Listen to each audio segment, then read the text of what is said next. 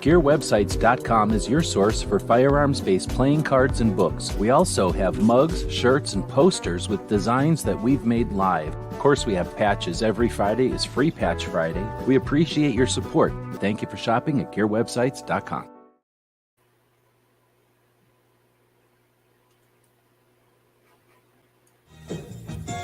Tonight's episode, Photo Finish.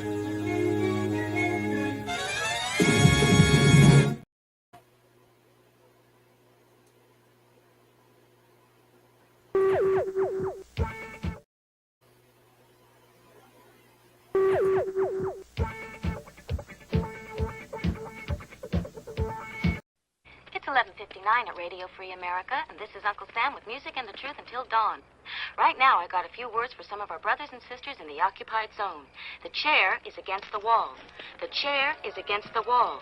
John has a long mustache. John has a long mustache. It's 12 o'clock, Americans, another day closer to victory. And for all of you out there on or behind the lines, this is your song. Welcome, everybody, to our Daily Gun Show. Come to you live every weeknight at midnight Eastern, way past this little guy's bedtime. And we talk about guns for about an hour or so, depending on the night. Tonight, it might go a little bit longer, might not. I don't know how many things I've been saving over here on the Instagrams, so we're going to head over to the Instagrams real quick here.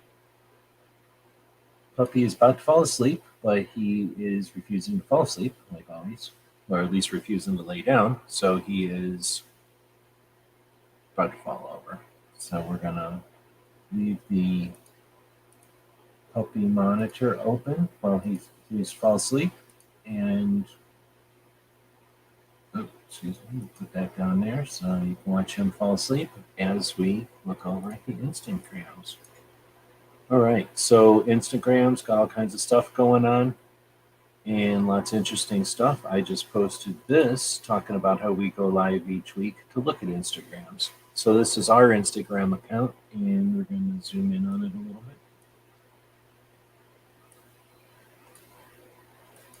Oh, wow, somebody's waiting. Oh, nice. And we'll zoom in over here. And now we're going to go to the saved folder. We'll probably talk about that in a bit. And I was looking at his foot.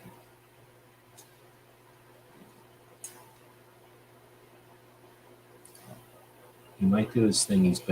Most of the day, he's been doing that thing where he sticks his tongue out a little bit. He's not doing it right now, though. All right, so back over here. So this is the stuff that I've been clicking on throughout the week since the last time we got together to do this.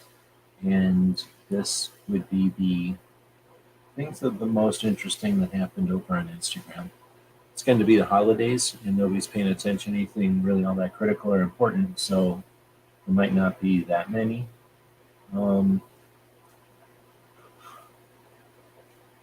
Hard-hitting 2A things, I guess. Let's find out. So, I don't remember when it was that, well, it should be about a week ago, I guess, right? So I don't remember. I think we did. We talked about this lady breaking her leg. This was December 12th, which was 8 days ago, so that's about right. All right, so let's see. If first off, I want to say thanks to people joining us live. We're a little bit late because of that other show, the one that always rips us off, and going really long, unnecessarily. But so the people that are listening to this live have stayed up extra late to listen to the show. Thanks for that. If you're interested in joining, let me know. I can send a link out there. But let's see, we've got G23 and Woods. I guess the only two people out there tonight. Looks like he's going to pass out for sure.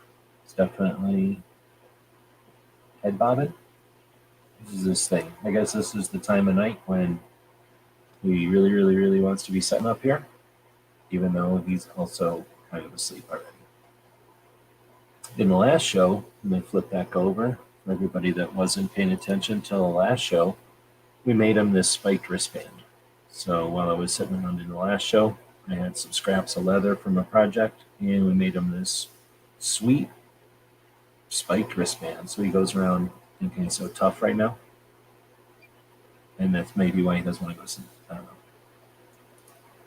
So if we got more people joining, maybe we'll do something fun and exciting tonight. Otherwise, it'll just be a show for the people that listen in the future. Oh, let me click back on the potato monitor. See, he's falling over again. Uh-oh, nope. Okay, I have an update. He fell asleep. He decided to curl up and, well, he tried to break a cord, but he didn't even break any cords or nothing. He's just curled up, and we can now move on with the show. I'll leave the mushroom monitor open here so everybody can monitor his sleeping, and we can move on. All right, so first off is this Mac 90. No, what am I saying? This Makarov with it's got a Romanian bayonet with it, and no, I don't know what this other one could be. No, it isn't. It's a Polish bayonet, so that's too bad. So I don't know if he needs Bulgarian magazine or bayonets or what, but anyway, that's Bulgarian Makarov. I think we talked about that one last week. All right, so this one is from 7 days ago. Here we go. So we're getting into it. Is this audio working all right? I can probably do this. And is this better? Is this better audio? Better audio or not? All right, so this is from the Connecticut Mirror, the Connecticut nonprofit journal. It says, let's talk about repealing the Second Amendment. Oh, okay, thanks. The feedback there. This one is from Firearms Policy. It says we need to counterbalance gun extremists with forceful, strong positions at the other end of the political spectrum. A campaign to repeal the Second Amendment is our best option. Using what initially seemed like radical positions to make other proposals appear more moderate is a well-established communications tactic to reframe public policy debates. This practice of attempting to expand or move the range of what are considered mainstream policy positions has come to be known as shifting the Overton window. You hearing that?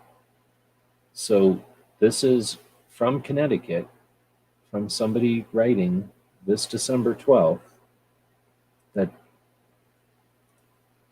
a campaign to repeal the Second Amendment is their best option to move that Overton window. It says one tenet of the Overton window concept is that the elected officials generally seek to stay within that range of conventional positions. Currently, the idea of a Second Amendment that negates most gun laws is so ingrained, political leaders committed to reducing gun violence are forced to uniformly state that they are not talking about intruding on this basic right, whatever, that they are not seeking to take away your guns. They fear being seen as being too radical and give away too much ground, leaving the center of the debate too far to the right. This leaves it to the gun safety movement, to teachers and students, and every one of us concerned about the 35,000 Americans killed by gun violence so far this year. So far, it's December 12th. So far this year, to take up a call to repeal the Second Amendment. It is up to gun safety advocates to be bolder and more aggressive to provide the air cover for like-minded people in the legislative trenches to move more incremental but currently controversial measures forward. We might not get repeal for decades, if ever, but the effort itself would broaden the range of possibility and there would be victories along the way. Regardless of success or failure, such a campaign could help new energy to efforts to reduce gun violence, empower more moderate elements of the movement, and over time make room for compromise on much better terms. Fewer police will be outgunned, and some people considering gun violence against themselves or others will be stymied or delayed until they get the help that they need. The debate itself is the first step to saving countless lives. So let's get started. Say it out loud. Repeal the Second Amendment. Say it again. Say it everywhere. So this shouldn't get you mad. This should get you aware that the other side is now at that level. And usually when your opponent is at the last end of their spectrum of tactic, it's a good sign. So we need people that are used to fighting to see that. And I don't see this being used by the fear mongers, which is cool. But we'll see if this is going to be an outlier or if this is the one of their new tactics, one of their new mainstreamed tactics. So Smeggy's out there. Good evening. It says 7 people are out there. I don't know how many people are out there for real. So what we're going to do is flip over to here, and we're going to flip down to, see what I do is I click that, and then I hit this, and then I hit this, and then I hit this, and then I click that. And now we're back over here. And then we can go over here, click on this, I meant that one, and then go to this one. When that opens up eventually, my internet's not that fast. We'll click on this, and then I'll paste the thing I just copied, and now it'll start collecting comments from this video. I'm just saying, in the last chat with What's His Face, we made these. Now, it's not going to be legal in every state, but we made these spiked Velcro thingies. So it's a strip of spikes on leather with Velcro behind it. So you could stick it to something, and then it would have spikes on it. This one has 4, and this one's sloppier. This is the proof of concept first one. It's sloppier. Oh, snap. Skid mark through 10, whatever those are. Liras at us. Thank you. Appreciate that. That's real money. I appreciate that. So you're definitely in the running. So I have no idea how much it costs to send something to Scotland, and if it's legal to send these to Scotland. But we'll send you something for sure. You're in the running on Fridays. We do a super chat. Thank you. So we'll definitely be in the running. In fact, I'm going to put you in the running. I can't put you in the running twice because it's shipping. But I would put you in the running twice if I wasn't freaking poor. But the book club is that pamphlet, Common Sense by Thomas Paine. It's like 36 sentences long or something in barbecues thing. So anyway, if somebody wants to win this today, all you got to do is use that hashtag and you're in on it. You know what I'm saying? And then skid mark obviously also. So anyway, thanks for that. Made these up in the last chat. We got the original prototype with 4.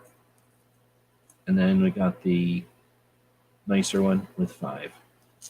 And these are spikes in the leather with some Velcro on the back. You know, put these on wherever. Now no one's going to smack you. And you got some spikes. Just like little puppies, spiked wristband, except as Velcro. All right, so with that, we're getting back into the SHOT Show thing. So again, this, I can remember having conversations. Oh, I guess I should go back to this. I can remember having conversations back in the day. A lot of you won't remember this, but I can remember having conversations where I would say, let's put the Second Amendment on the table and let's talk about it. Let's go at it with that. You know? Not too many people were down with that. All right, next is SHOT Show, letting people know that hotel rates are increasing this week if you're planning on attending SHOT Show. I can't imagine anybody not having their hotels by now, but guess who doesn't have their hotels by now? Us. We don't have hotels. So we're going to find out. I don't really know if we're going anymore, but we definitely don't have hotels yet. So that's frustrating because they were already expensive. But anyway, it says that they're blah, blah, blah starting to go up. The Venetian probably has changed. I don't know what that means. And yeah, they got 2 comments on that one. I think I put that in there in case to talk with Clover about it when we did the thing, but we didn't do that one today. Let's see. This one is saying can't have an ATF pistol brace rule if Congress doesn't fund it. So normally your national level rights organizations are focused on lawsuits, especially FPC. But in this case, they're suggesting people call representatives to let them know that the the pistol bracing shouldn't be funded. I love everything about that. So I don't know if anybody else has heard about this or if this is being championed anywhere. But this is super cool. I like the whole idea of it. Next up is Professor Yamane and Mike. I guess we're hanging out, probably drinking. Then you got Pets for Vets. Proud to be effective. We've earned a 4-star rating from Charity Navigator. I don't know what that is, but they seem happy with it, which is cool. And then it says that learn more about them from Charity Navigator / blah, blah, blah. But essentially, Pets for Vets is a cool organization I've been following for a while now.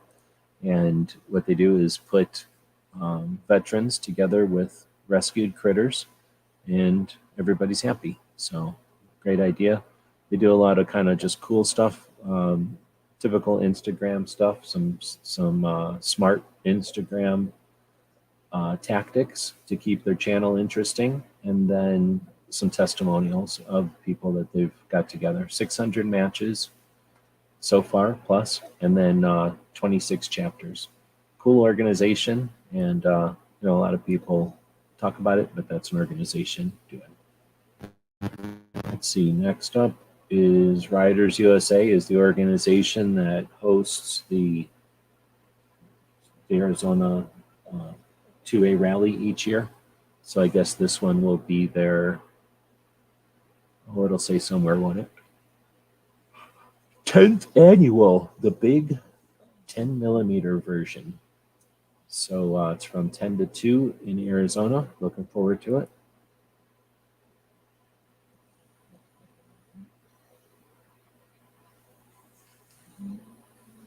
A pug-sized leather collar. Hey, there's a big difference between a leather collar and this little thing. But I don't know what kind of leather I got left over after some projects, but try.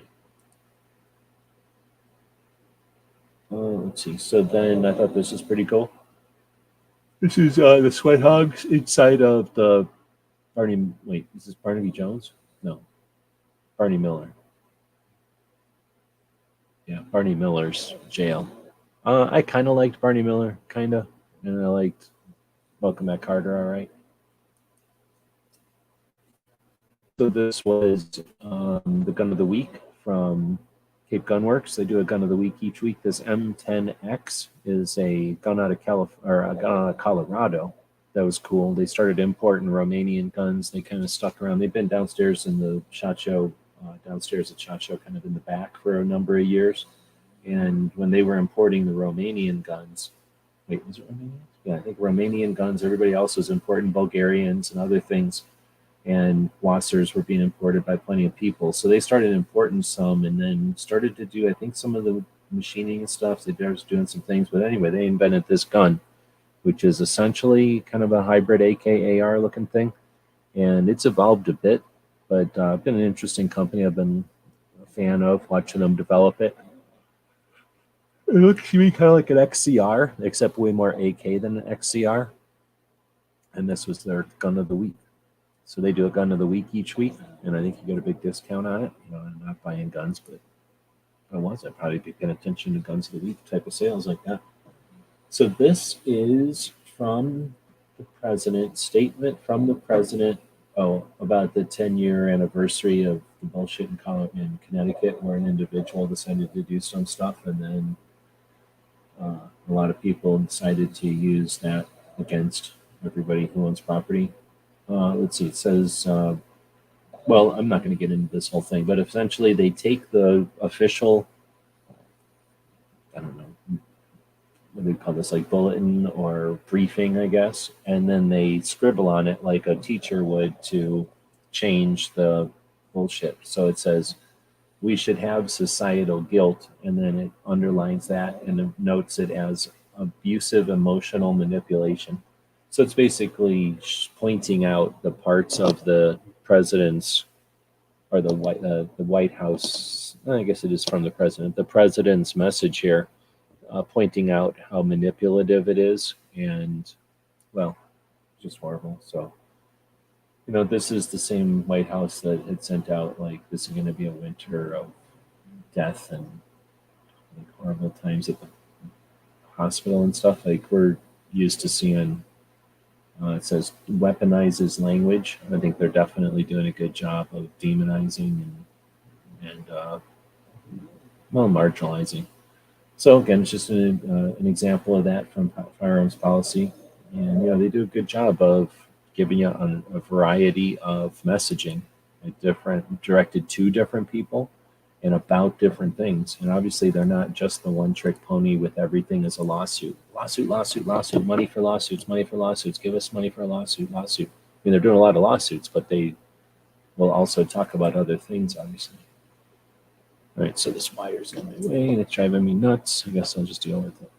So this was, the other day was the anniversary of Gene Cernan going onto the moon. He was the last person to stand on the moon. Now, I don't know, I think he stood on the moon more than once. But, so I don't know if the patch I got is from this flight, but I do got a patch from Cernan that was on the moon. This must have been what it looked like when he was holding that patch in his pocket. It was on the moon. Pretty cool. The dog is so happy. He made a snore noise. I don't know which pocket it was in. I should have asked which pocket it was in. I assume it was an arm or a leg pocket. So Sisters in Arms is ladies from the Massachusetts and the Rhode Island DC project and other organizations, and they did a thing over on Vimeo. So if anybody's interested, I'm going to drop you a link to their Vimeo channel where they put their videos, and it's called Sisters in Arms. It's essentially local, what is it called? Cable access. And I mean, talk about awesome. Cable access and YouTube definitely mix. Now they're putting it on Vimeo. I personally got kicked off of Vimeo even after having a paid professional business account. They kicked me off because of guns. So hopefully they won't treat their ladies that way. And I can still watch stuff on Vimeo. I just couldn't. They wouldn't take my money to pay them for video hosting. So luckily, there's guntube.org. If we were to flip over to the puppy again, I'm going to take it away from the mushroom cam and go over to the wall of patches over here, and you'll notice that in 2019, up and over, there's the first guntube.org patch. And then there, the laptop is the second guntube.org patch. And that didn't work. There we go. And this cord is getting all on me again. Let's put this like this and try to get this cord. Come on, get this cord away from me already. Well, I see it goes around the back of there. So hold on a second. Go up and around like this. All right, I can deal with that. Put this on here. All right, I think I just figured it out. So if the audio is still okay. Oh, damn, dude, appreciate that. So I don't know how much money that is in American money, but that's real money. Appreciate that, thank you. So Skid just dropped another super chat. I don't get very many super chats. I really appreciate that. I think that makes 11 this month. So thank you very much, man. All right, so then this was the ladies from Sisters in Arms. If you don't watch their show, I'd recommend it. Like I said, I just threw the link in there for Vimeo. It's definitely worth your time. They're active ladies doing a lot of stuff, and their what's the word? Their optimism is contagious. Okay, the audio still good. Thanks. All right, so this one is from Illinois. HB, House Bill 5855 is coming for everything. So this is from the Firearms Policy Coalition, Ken, showing somebody's eyeballs and nostrils. It's their way to do it. But they have a bullet list here of the different things that this Illinois HB 5855 is going to be messing with. Now, I'm not the biggest fan of this. I have to deal with it because nobody else is posting things on the regular like firearms policy is, but they put it in their graphic where there's no way to copy and paste any of it, and they don't put it in the description of their stuff. So there's, again, no way to copy and paste anything that's written here. So, I mean, they don't listen to this. If they did, then, well, they don't listen to this, but if they did, then I'd recommend they start, whatever is written in their stupid bullet in their graphic, write that in the side. I don't know why they're not. Anyway, it says that they're coming after an assault weapons ban, a standard magazine ban, 50 caliber ammunition ban, an assault weapons accessory ban, and increased penalties. Whatever that means, expanded red flag law. So, that's a lot of stuff. And it's what you'd expect when, again, you're winning and the other side is going to flail around and do stuff. So I don't understand the tyrannical nightmare that comes from for everything from rifles to magazines. Is it a nightmare or is it an expected response? I feel like we seem like a bunch of spazzes if we get all upset and everything is the end of the world every time we're in a conflict. Are we able to be in conflicts or not? Are we capable of having, challenges and winning or not? Frustrating. But it's important, and I don't see anybody else really mentioning it. This is about the best we got. So hopefully we'll see more opportunities in the going future. So the 15th of December, which I believe was Saturday, was the, it was Thursday, I guess, was the anniversary of the Bill of Rights, which means it's the anniversary of the Second Amendment. Let me flip back over to here.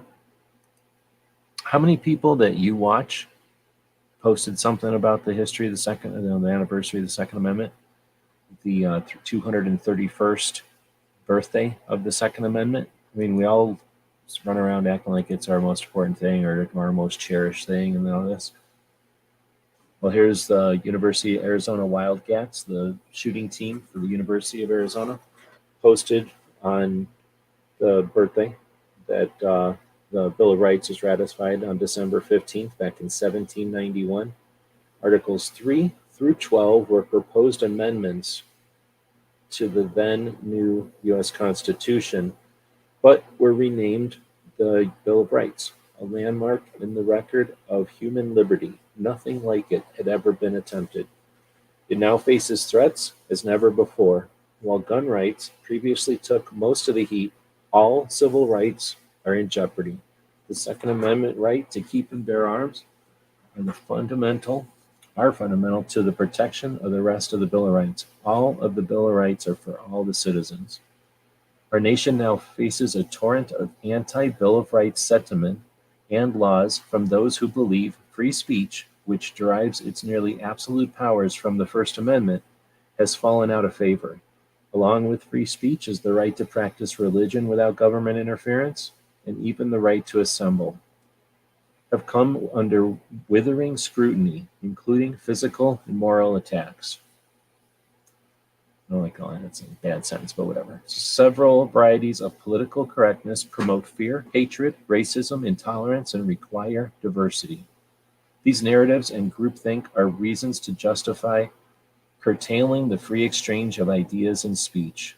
Pundits note that red flag laws rely heavily on the removal of due process protections under the Fourth through Sixth Amendments, the principles of free speech such as innocence until proven guilty, the ability to confront your accuser and compel witnesses to appear in your defense, and public trials by jury have all been abrogated. They're using all the words. It's from the university, of course. Other guarantees of the Bill of Rights have been ignored, with no charges or penalties brought against the perpetrators. One of the most glaring flaws in the Constitution, it provides no specific remedy for abuse of its terms, short of revolt. Come on. Bill of Rights Day can be celebrated by reading the Bill of Rights alone or with friends publicly, privately, or in public.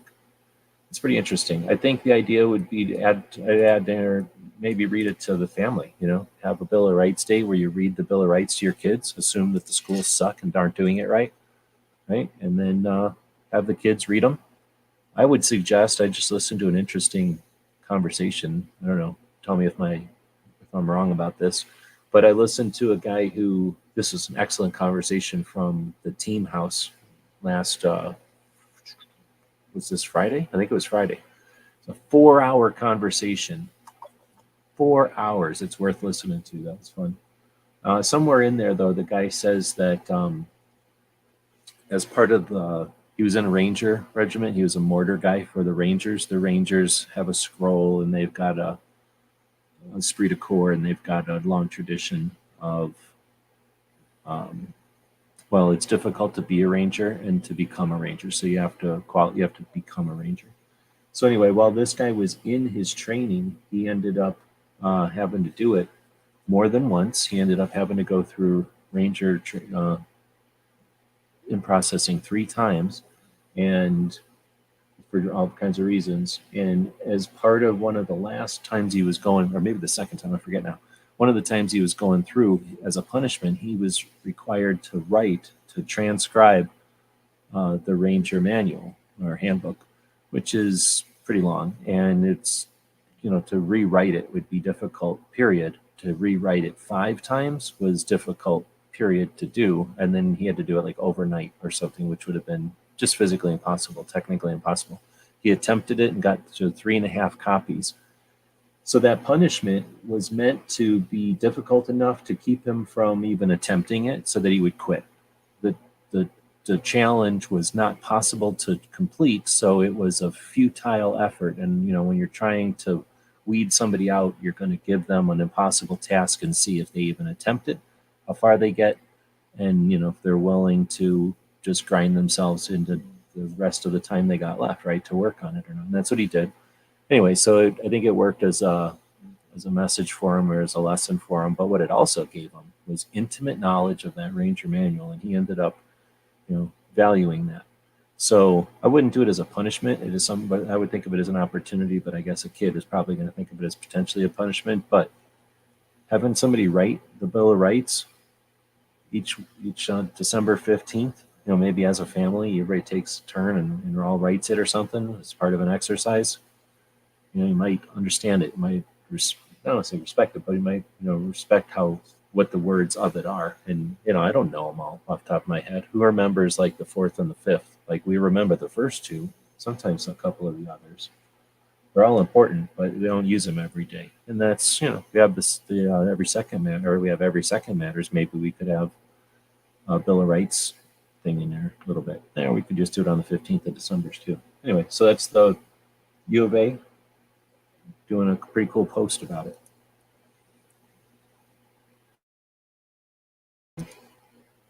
Pretty much on that same day, the couple of 3 ladies from the DC project showed up in Washington, DC for testimonials with the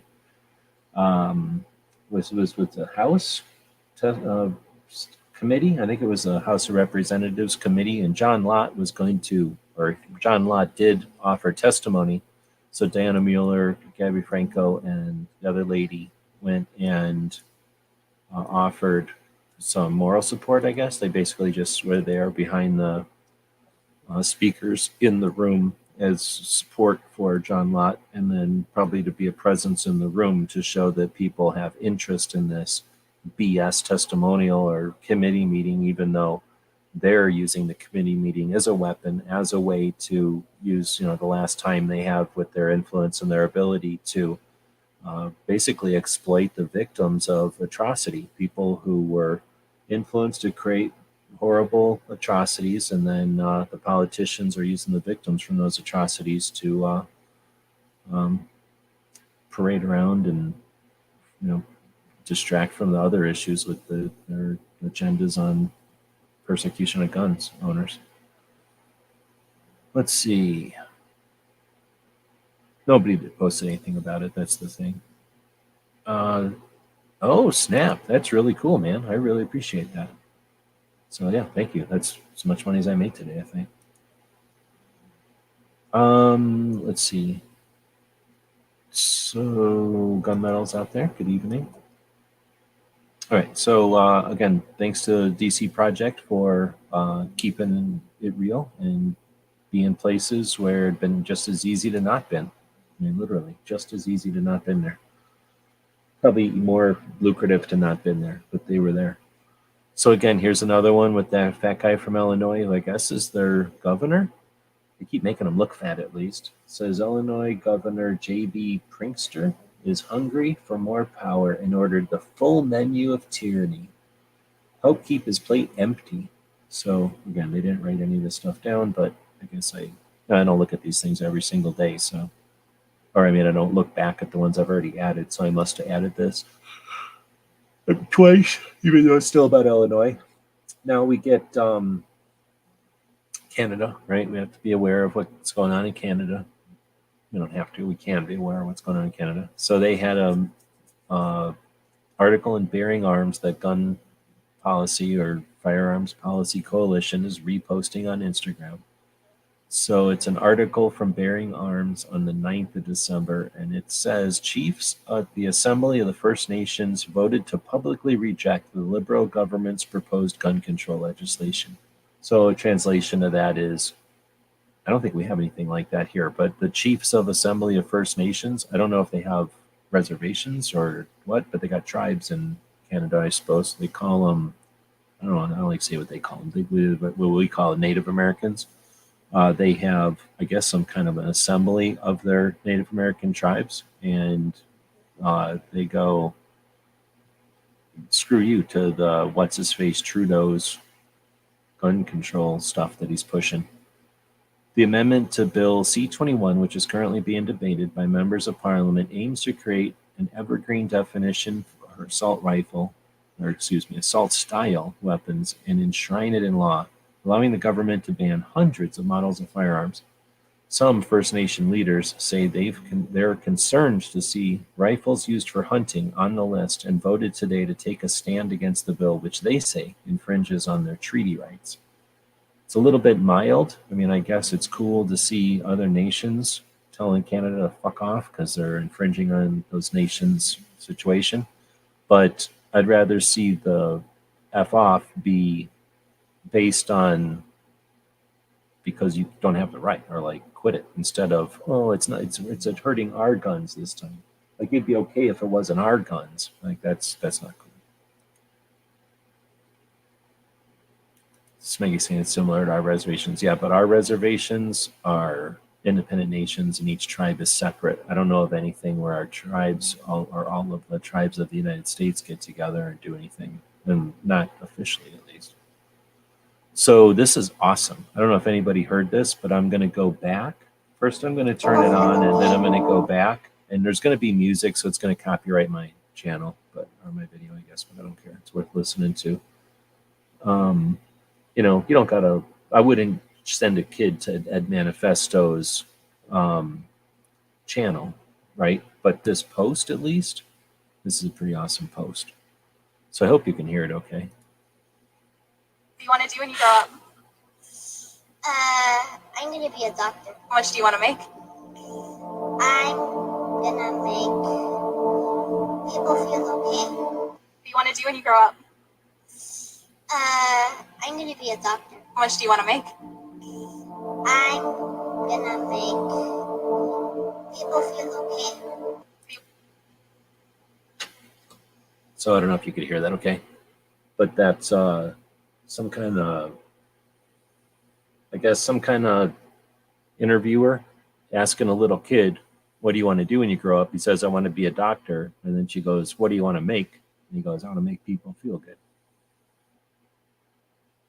Pretty cool. All right, so this does not make this an SBR. Stop the ATF pistol brace rule. Again, I'm not a big fan of FPC's up the nostril, show people eyeballs type of garbage. So when they do something that's more easy to deal with, I like it better. I'm not a big fan of this, but you know, it works, I guess. It's just bad background, and you can't tell that that's a pistol brace, but the concept is there. Plus, they used a 9mm. They should use a 45 so that it's more obvious, and then they should use a real brace so that it's more obvious, and then put a white background behind it if they're going to use all dark objects. But whatever, they're learning. They'll figure out how to use Instagram pretty soon. It says the ATF is writing fairy tales again that will result in the criminalization of millions. Demand that Congress votes no on any budget funding the ATF pistol brace rule. Speak up at fpcaction.org. So instead of giving the phone number, which DJ does all the time when he's around, or like we do when we do the Ask Gun questions or a couple other of my projects, I'll leave the phone number right in the description, or sometimes even the title of the video, just because why not? We should all have that number memorized, and our representatives should know us firsthand, by first name at this point. If you're calling a bunch of times. So, but the idea that taking away the funding of the brace is ideal. I mean, why aren't we why isn't there, again, why aren't we saying that from everyone's top of everyone's lungs? Is that how you say it? Like that should be a major campaign. Aren't we better when we have major campaigns that we can all effort on and win, win, win, win, win, win? Like, yeah, why don't we do that? All you got to do is start winning, and then you start winning. All right, so this is from Gabby, who is there. There's John Lott. I know Smeggy's digging this. It's got the crazy, goofy robot camera eyeballs looking straight at him. Looks like a monitor. How crazy is this? If you would have shown this to somebody from 1980 and said, this is Congress in 2022, would they be like, oh, yeah? Or would they be like, oh, wow? You know? So is this a thing for people to stand up here? What is all this? I don't know what all this is. Anyway, so this is neat. I like Gabby. I'm a big fan of hers. And obviously, John is there doing his thing. And it's awesome to get a point of view like this. For one, to get an idea of what's going on there. And two, you know, it's a significant thing. But then also, 1, 2, 3, 4 people are there. 4 people, and they're whatever, they're interns or whoever they're called. And then a couple of people that they required to be there to testify. So victims who they exploit by bringing them back to say the same old stuff over and over again in front of cameras at their whim. And they get their little sound bites. They can get their recordings for whatever, you know, campaigning they're going to do with it. And then, you know, whatever justification for funding they get for these projects. That's probably a portion of it too, is they have an obligation to the people that gave them significant campaign funding to follow through on some of these scam testimonial things. So the scam testimonial thing isn't because they care so much about this issue, rather than, you know, their funding came from somebody with this agenda and they need to follow through. Otherwise, they're not going to expect to get that same funding. They're just doing the job of, you know, whatever. So anyway, you get the scope of the room, but you also can read the room, and that as much effort as being is made on this, let's give it the due that it's due. We should be offended and upset, but why aren't we asking them how much it costs to be in this room? Who paid you to suggest that these things are important? We have other things going on, like the CDC taking away their money, or not their money, but their data from the website. You know, we've got things that are happening. Why are we only observing it? Why isn't there a national level organization that's keeping all the track of all this stuff? And when there's needs to be pressure, we're creating pressure, and not just creating pressure intermittently, but pressure constantly. We've got mechanisms and resources and plenty of everything. We just need a national level organization to offer leadership. Right, I'm getting off on that. All right, I'm lucky I'm just off a night shift. I have 3 days off. Oh, appreciate it. Thanks, man. Thanks. All right, so the reload is the one who talked about the defensive gun use stats being removed from the CDC. If you listen to the reload, they talked about it for a good, I don't know, half an hour, 45 minutes, it seemed like. And I was perplexed. The first, I don't know, I'm assuming Krabby linked to it, so Krabby might have, I don't know if he's out here. Krabby may have listened to this too. I don't know if you have, but the reload is on our side, but holy crap, did they just beat around the bush for like half an hour of the 45 minutes. And then the spoiler alert, they do know that defensive gun uses entail more than dead people, but it takes them till way like half an hour into it before they start to talk about it. So I'm not sure. I don't want to listen to it again because it's too long, but if you listen to it and you get a better read from it than me, then go for it. Like, give me some feedback. But it's worth listening to. It's an hour long, and the reload is the one that uncovered through, what do they call them? Freedom of Information requests, how the CDC and why the CDC removed the data that they did. And anyway, so okay, this is me in the prone position, Olympic style rifle shoot. So this is Jenny, and big fan of hers also. So I'm going to go back and play this so that you can hear the whole thing. but she's essentially narrating what it's like to 9.9-ish. what it's like to be a Olympic level competition shooter for 22 long rifle. And if I can go backwards and try to make this a little bit bigger if I can.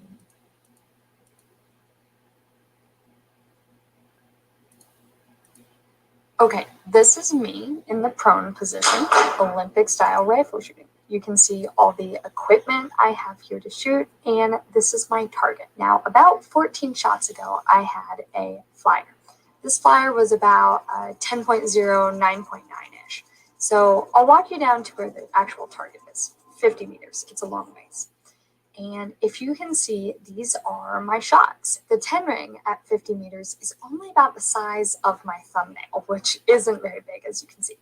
So I had to take the cover off just so we could go back and count 14 shots back to see how far away. There it is. Look how far away that is. Not far at all. Millimeters. This is a precision sport, a sport of millimeters. So yeah, now you can see what the target looks like. Okay, this is me in the prone position, Olympic style rifle shooting. You can see all the equipment I have here to shoot, and this is my target. Now, about 14 shots ago, I had a flyer. This flyer was about 10.0, 9.9-ish. So I'll walk you down to where the actual target is, 50 meters. It's a long ways. And if you can see these. How cool is this? So this is how the people shoot when they're shooting Olympic style. And I guess there's no rings. They just shoot in the center of that black dot. I'm not sure. But then they move the paper as they're shooting. And I think that's how the electrics keep track of everything down to the micro, metric, whatever the numbers are. So anyway, I thought that was pretty cool. She does a great job. She's a coach and a Olympic level shooter. So she does a good job of offering a perspective and a insight from behind the scenes as a shooter, but also in a coaching way like this, it's like in an informative way. So super cool channel if you want to check out somebody who's doing Olympic level marksmanship type training, because obviously there's Olympic level shotgun type and other types of shooting too. All right, so this one is in the forefront, Washington, from the University of Washington. And this one is some steps for a safer home, I guess, for the holidays. And we got lots of awareness of suicide and mental health and throughout the year. But obviously at the holidays is when it can be, a whole other level of stress and situations going on. Not for everybody, but for a lot of people, right? So there's a couple of things to just mention here. Again, thanks to DJ and to Brooke Cheney for putting a consistent effort out on this. But there's 911 if you're having an emergency where you need EMS or law enforcement or fire. But there's 988 there's 988. So 911, 988, and 988 is if you need some sort of resources or if you're having stress and you just need to talk, that kind of thing. So you can text or call that number 24/7. That's national at this point, so it should be easy for everybody to remember. There are some other phone numbers, but there's also resources available for folks who want to prevent a situation from getting stressful for others, or just have some skills out there at a time when, or to be available at a time when you might need it. So in this case, it's just some simple steps for a safer home. They talk about locking up medications and firearms, returning unused medications to a pharmacy so that they're just not around, I guess, and then temporarily transferring firearms out of the home during crisis.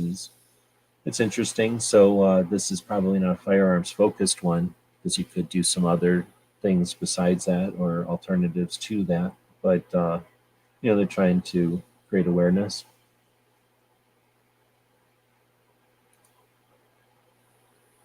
I think we already talked about this one, didn't we? But did he post it again? I feel like we've already talked about this one.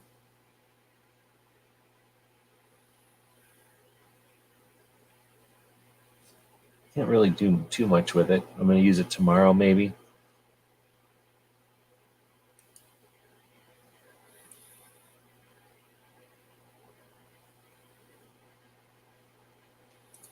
When you say it's 6:04, I wonder if he must mean 6:04 in the morning.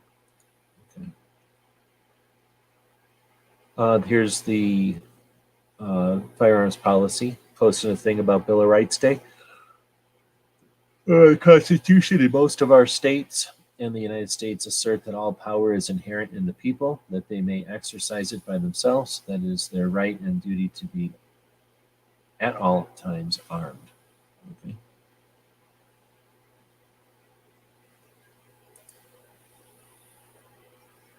Oh, is that what happened? We used it on the Daily Gun Show already? Or I mean on the tactical quiz already? Oh shit, I need to get your stuff out. Sorry, I didn't get your stuff out. I saw that and I shoved the card over there and then I wasn't even thinking. I shoved it in there thinking of moving it, thinking about it, like putting it on the shelf until Wednesday. I didn't even think until right now that I was supposed to send you a thing. Next up is, sorry about that. Next up is Stephen Holbrook. This week I'm guest blogging at the Something Conspiracy. All right. I don't know what you think about this one. So Smeggy's out there, if he's still awake, G23, and Woods is probably asleep by now. But if other people are listening to this in the future who have an opinion on this one, I don't know what Skidmark's opinion is going to be. Oh, it might have just been in the middle of doing that. So here's Stephen Holbrook is a researcher and an author, and more than that, he's like an expert witness, let's say. He's kind of like a John Lott without different kind of research, though. More like history research than sociological, whatever it's John Lott is. Anyway, here's it says, here are some expert excerpts. All right, here are some excerpts from yesterday's post. Imagine a world which judges appoint the nation's most prestigious historians as experts to advise the courts on matters of constitutional history. So I'll leave that there while I drink some of this coffee.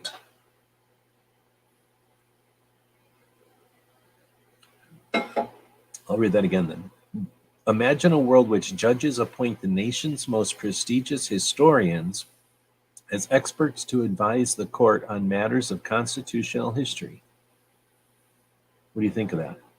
I'll go on. How about appointing the author of a book that the Journal of American History endorsed as meticulous and thorough, that Gary Willis enthusiastically reviewed for the New York Times, and that received the prestigious Bancroft Prize? My full blog post is whatever, so he just has some quotes from his books. But what do you think? Using historians as input? I don't know. I'm just kind of scared because I've heard some historians be yahoos. I'm going to put it nicely. Yahoos. Smeggy saying interesting. Dude, thank you again. I can't imagine nobody really does that, so I really appreciate throwing the super chats in there. Each one of those will be another entry, so you're basically 4 out of like 16. So thanks again. Give me a dimensions on that dog's neck too. So if I'm sitting around here playing with some leather or whatever, then I know what kind of dog neck we're talking about. How could I only have 3 entries into this thing? We got the daily hashtag thing going here right now.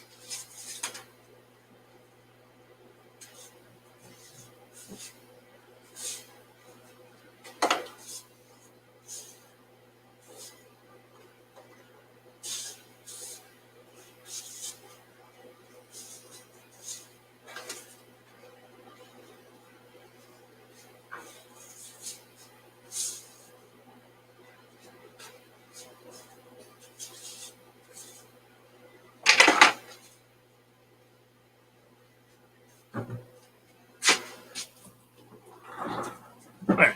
I was just checking on some stuff there.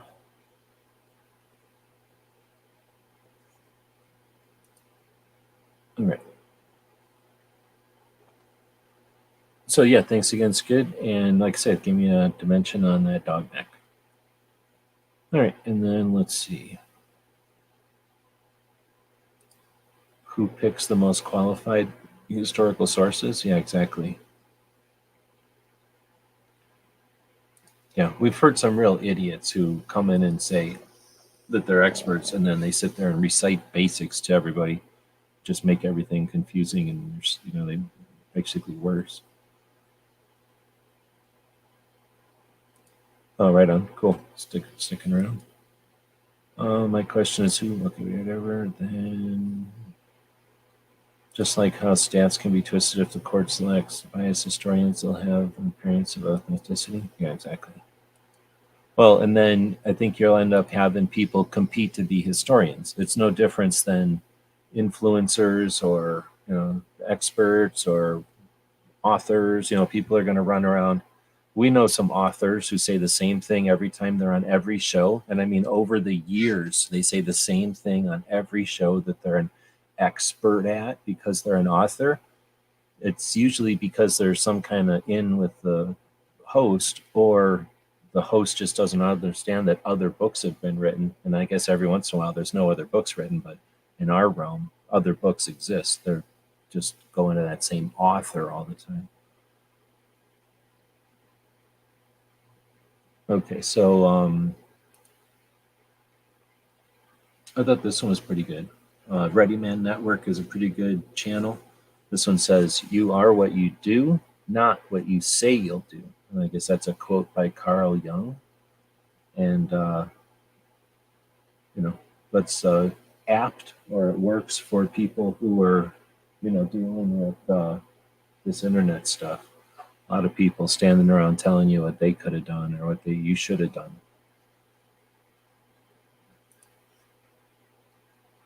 Let's see. Super cool. I don't know if you like tools or not, but you're welcome. I don't know if maybe people know about this and I'm just catching up, but I don't work that often anymore, but this thing is pretty neat. I'm going to go backwards so that it'll start over and then turn the audio on.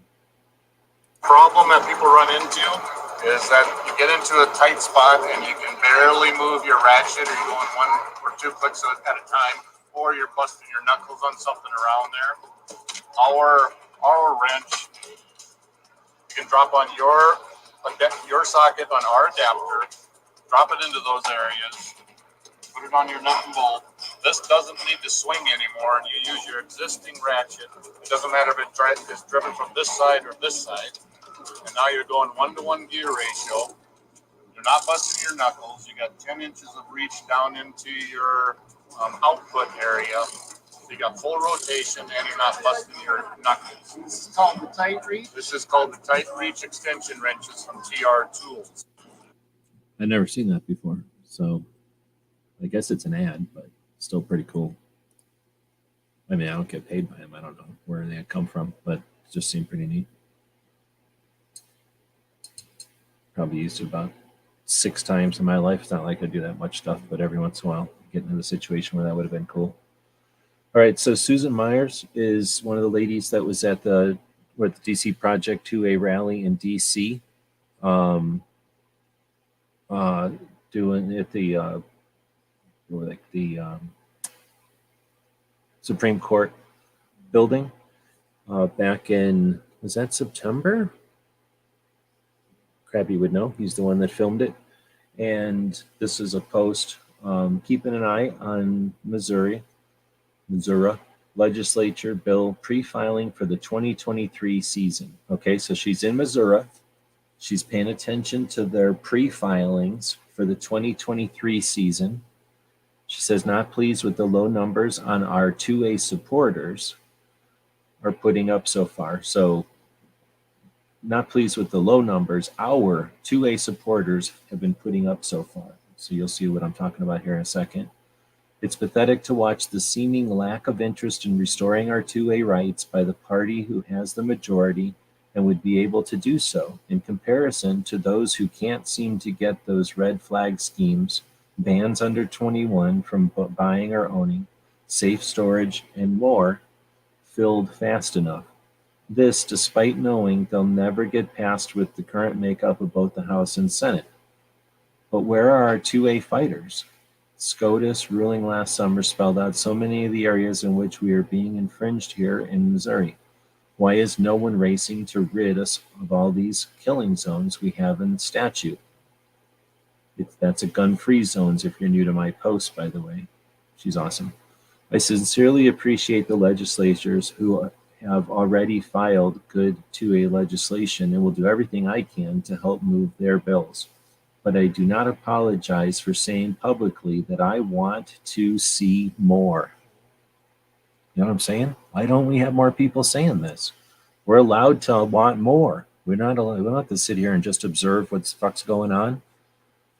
So this is awesome, except for now I got to tell you what it says here. So it says Missouri legislature pre-filled bills so far. In the House, 17 anti-2A, 4 pro-2A. In the Senate, 9 of them are anti, and there's 7 pro, so that's pretty good. And then she says, hey, Republicans, let's get to filing bills that seek to restore at least some of our rights. Please. She says, please. I mean, that is what many of you claim to care about deeply before the election. Am I wrong? And a poke on the dog nose. So she's awesome. You need to see way more support of ladies like Susan and way less of the bullshit, observing shit or worrying about your grip angle or your freaking if your red dot is accurate or whatever bullshit crap we should be able to do in stride because we're competent and not feeble, not distracted easily, right?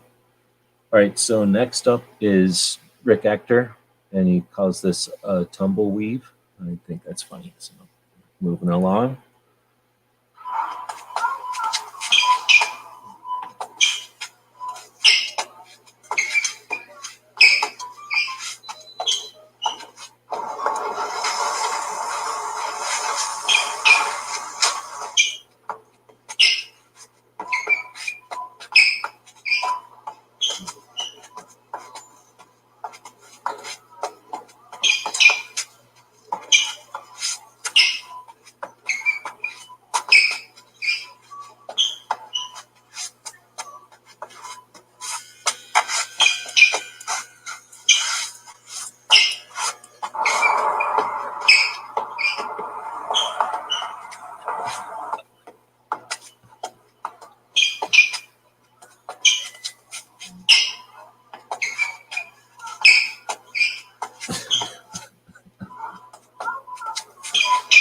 I watched this thing like 30 times. It's hilarious. So this is the best thing of 2022 that I've seen yet.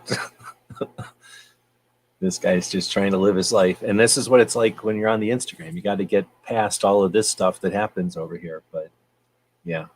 You know, but back in the day, we did dumbass shit. And our grandparents were like, what are y'all, dumbasses? And this is what they're doing nowadays. Doing their little Instagram dances, their TikTok dances. So anyway, I thought this was one of the more hilarious things I've seen. Dang, dude. Thank you again. Definitely going this time. Can't promise. Oh, I really appreciate it, man. Take care. Yeah, God bless, man. Have a great Christmas. And like I say, let me know what size that dog neck is so we can work on that. Let's see. So I closed it wrongly. So now I got to go find out where I was on all this. Whenever I seen this thing the first time, I was like, what the hell? And then I watched it again and I was like, oh my goodness. And then I watched it like a million times because it's hilarious.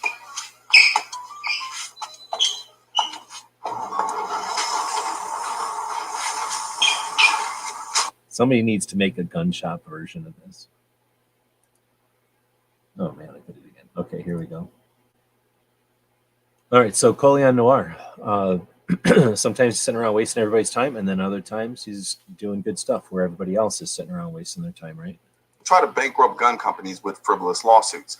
They would bring lawsuits they knew they couldn't win, but were extremely costly for gun companies to fight in an attempt to destroy them financially. And it almost worked until Congress passed PLACA. The anti-gun lobby and Joe Biden will tell you that PLACA gives the gun manufacturers blanket immunity. Also given to the gun manufacturers absolute immunity. This is a lie. What it does is it prevents people from bringing stupid, frivolous lawsuits. If a gun is defective and it hurts or kills someone, you can sue the gun manufacturer. What you can't do is sue a gun manufacturer simply because the criminal used the gun in a crime. That is what PLACA was designed to stop. PLACA is an acronym that stands for Protection of Lawful Commerce in Arms Act. Congress passed this law in 2005 because the gun control lobby was abusing the court system as a way to try to bankrupt gun companies with frivolous lawsuits. They would bring lawsuits they knew they couldn't win, but were extremely costly for gun companies to fight in an attempt to destroy them financially. And it almost worked until Congress passed PLACA. The anti-gun lobby and Joe Biden will tell you that PLACA gives the gun manufacturers blanket immunity. Also given to the gun manufacturers absolute immunity. This is a lie. What it does is it prevents people from bringing stupid, frivolous lawsuits. If a gun is defective and it hurts or kills someone, you can sue the gun manufacturer. What you can't do is sue a gun manufacturer simply because the criminal used the gun in a crime. That is what PLACA was designed to stop. PLACA. See how sweet that is? He does a really good transition there where it goes into the next one. So the best shorts and the best YouTube, or what are these things? Instagram stories or whatever these things are called. Are the ones that feed right into itself, so that whenever you pick it up, you listen a few times before you realize that you're in the loop. And often, if you do it right, people don't mind that they're in the loop, and they'll sit there and listen, like that little dancing one a second ago. Like, those are great. This one's actually very good. So the only thing that I really have an issue with is that the government didn't give us PLACA. The Protection of Lawful Commerce in Arms Act was created when the Ring of Fire companies were sued, and that's when Jennings was sued and became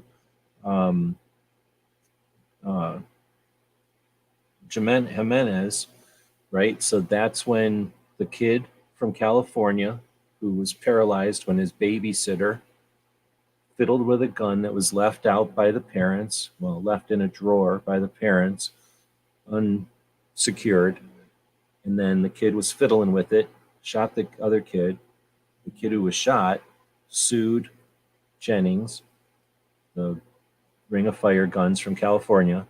And that was a massive lawsuit that put Jennings out of business, and it made headlines, right? It changed the realm. That was after the gun owners of California stopped handguns from being outlawed in California. And then that created Gun Owners of America. Well, then California anti-gun folks said, what are we going to do? Why don't we sue manufacturers? We found a case. We're going to sue the manufacturer. That worked. And then that strategy said, oh, let's go sue Glock. You can read the Glock book, but that's one of the reasons Glock is better than the other companies, because when everybody was getting sued, and then Smith & Wesson was like, get out of my way. I got to put a whole Hillary hole on here. Hillary wants a Hillary hole. Yeah, well, guess what Glock did? They said, screw you. How about we sue you, government? And then the government invented PLACA because of that whole situation. So it started with Ring of Fire. A couple of the companies said, oh, yes, govern us harder. And then a couple of the other companies said, how about we sue you instead? And now we don't have that stuff. And my dog has cool spiked Christmas. So this was a really good post from Pulling On this week. Let's see what kind of response he gets on that. So you can heart this thing because you love it so much. You can speech bubble it because you want to talk to it. And there's a shit ton of comments. Actually, there's a shit ton because this is add more. Now, it won't tell you how many comments for some reason, but there's a bunch. Now, he's a giant channel to begin with, but it's also must have been something about this post that incited people to comment on it because there's quite a few comments. But then there's 10,000, almost 11,000 hearts, and you can go in here and see all the different people that hearted it. Even though there's 11,000 of them, you can see, and if you'll notice, the people that I'm sub to and are sub to me, or whatever it's called over here, I can see those people at the top. So you can see how your peer group is responding to other stuff if you cared to on Instagram. Now you can also put it in this paper airplane, and that shoves it up into my circly dealies at the top of Instagram, and then it would sit in my circles for a day. So it's like I'm sharing his post on my circles for a day with the paper airplane. And that's the incrementally what Instagram likes best, or what the Instagram logarithm appreciates best. So the little heart is the easiest. 11,000 people did that. The speech bubble, all these different people did that. Instagram really likes that, because then it causes people to come in and read, right? This is just an indicator. Hey, this is a great post, probably because a bunch of people clicked it. This is like, hey, there's other stuff to do here. Spend some time on Instagram, get into it, leave a comment, get a reply to that. That's what Instagram wants, interaction with the platform. The paper airplane, hey, get this whole thing up into your channel, share it, interact with, collaborate with the channel or whatever. Again, Instagram loves it. What am I doing right now? I have it in my collections, and that's what we're going through is my collections, because this is the least used, or whatever the reasons are. This is what Instagram likes best. So when people put this into their collections, it's not just there for 24 hours like the paper airplane. It's there permanently on your channel as a shared file or a shared post. And Instagram gives the highest. What the heck was in it? It gives the highest,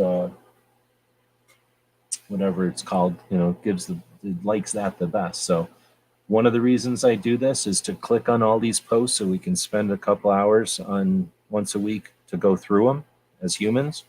And then the people that listen to this in the future can listen to this in case they're interested. I kind of narrate Instagram for them.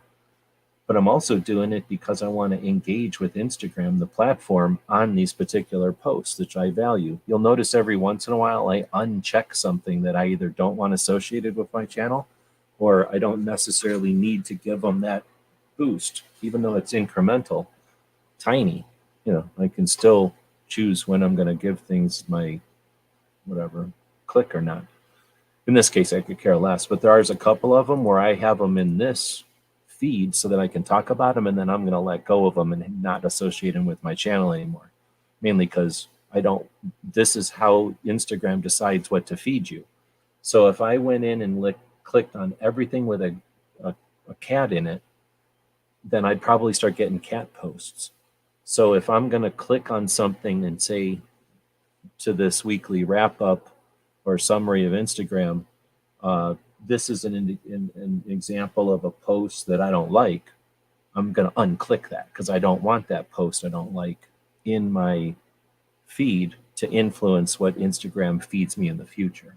So there's a couple of reasons we do this, and I take the time to explain it so that hopefully you realize that Instagram is no different than a revolver, and it's no different than a shotgun or like anything else. It's a tool in our inventory, something that we use, in this case, to interact with each other, to be ambassadors to the rest of the world as gun owners, and to just, be aware of what's going on in the world between gun owners and between other people. Now, we can either be observers, we can just use the internet like you would a television or a radio, where you tune it to the channel you want, you absorb the programming, you become programmed and you walk away.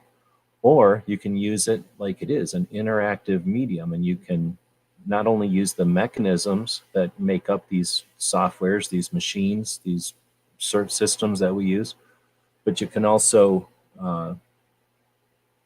influence how the software is going to work, right? And you can know that Instagram works in some ways, YouTube works in some ways, email works some ways, other platforms, other things work in other ways.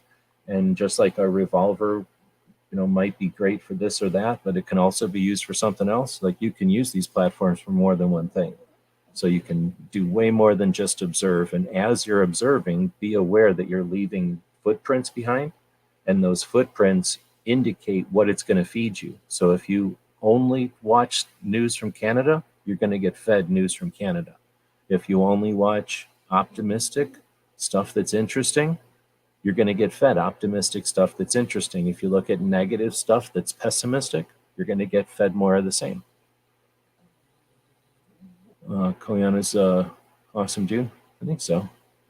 Half the time. He's definitely done better than a lot of the people that have been around as long as him. But he spends a lot of time just worrying about, farting around. Which, he's allowed to. I don't watch the stuff where he farts around playing with guns or whatever. So this one is Minuteman Moment and complaining about the National Defense Authorization Act. Now this one is a real video, and I don't know how this actually fits in, but because it's a real video as opposed to just a regular post, it gives me the whole deal down here. So I can start it back at the beginning, I can turn the volume on, and because it's Gun Owners of America, there's not going to be a bunch of stupid music that's going to copyright us, so we can just play this. This is talking about the National Defense Authorization Act and the bullshit, stuff that, well, he'll tell you, the stuff that was hidden in there. The Senate just finished voting on the annual bill which funds our country's military, and now it's headed to the president's desk. Fortunately, Congress was too scared to push for military gun confiscation orders in this year's NDAA after all of you spent the last 2 years letting them know you didn't want it. But unfortunately, we weren't able to stop the voluntary safe storage pilot program from this year's final version.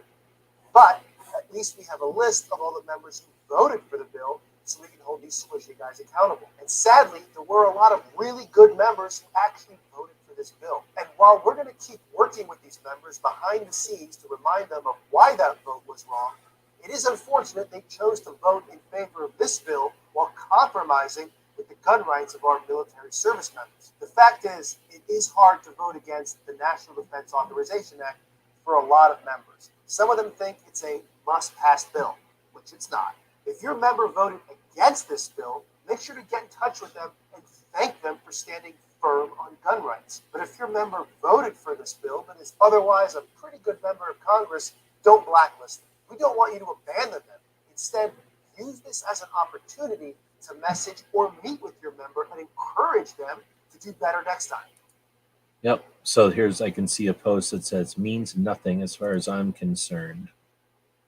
And this person says they can say whatever, right? So there's a lot of people that aren't going to do anything, so they can blow this off as like, well, it doesn't bother me, or I wouldn't have done it anyway, or whatever. But I do think it's a great message to get people that are interested in being communicative and interactive with their representatives, to give them some direction and some awareness of stuff to intact, I guess, right? Like way to approach it. We can't be Chicken Little with the sky is falling, but we also can't expect them to understand our position for sure, but our how important the position is. I don't know, I'm catching the word, it's getting late, but without, we can't expect them to just know. We tell them all the time that it's not about feelings, it's about facts. Well, the facts are, if you don't call your representatives, then they don't understand what their constituents may want. And if they're only being influenced by the antis, then that's all they have. So we can't expect them to read our minds. So I think it's a good call to action, and I don't get enough stuff to the Gun Owners of America. They don't need my help, but they don't post. I don't love everything they post, but this is certainly a good post. Another one from Firearms Policy again,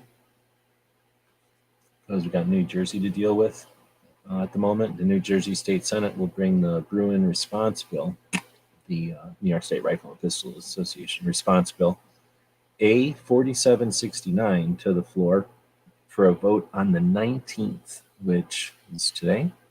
Yesterday. It's going to be close. Increase the pressure on the senators now. And if I did this show more often, then I would have been able to hit that. I don't think I actually hit it on Friday as much as I could have, but then again, I don't know how many people from New Jersey are listening to my shows. But if you are, let me know. But yeah, again, we can't expect the antis to go, oh, you put salt on our tail. I guess we'll just give up. I mean, that would be ridiculous and stupid thing to assume. So we knew that they were going to be responding to the New York State Rifle and Pistol Association decision, and each of the states is going to take it to their, in a direction, right, and to an extreme. And now is our chance to respond. Now, what the fuck is this anyway? So I'm trying hard not to be this way, but look at this. First off, this belt is laying on a table so that this holster is either cross draw or it's for somebody upside down or something, because this holster is a right-handed holster on a left-handed position on this belt. Unless you're wearing your belt like a lady. So I guess if it's a lady's belt, it's still backwards. There's no possible way, unless you're buckling this belt on your ass, this holster is backwards, and it's a 1911, and it's a revolver holster. What the fuck, gun policy? I mean, they're going to be the first ones to get mad or make fun of H&K for putting a stupid magazine or bullet in a magazine wrong once on a poster, which is pretty hilarious considering it was a massive marketing thing. But this, come on, this is just annoying. And I don't know if they're doing that intentionally or not, but it's fucked up. I'm just going to say it.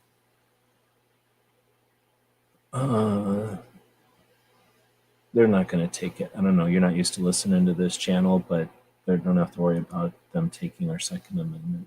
So another one from Firearms Policy. This one is from, I don't know who this is, Chris Brown, who is somebody. And then one of these, what do you call them? Like a teacher correcting your paper. I think Smeggy said something about it earlier.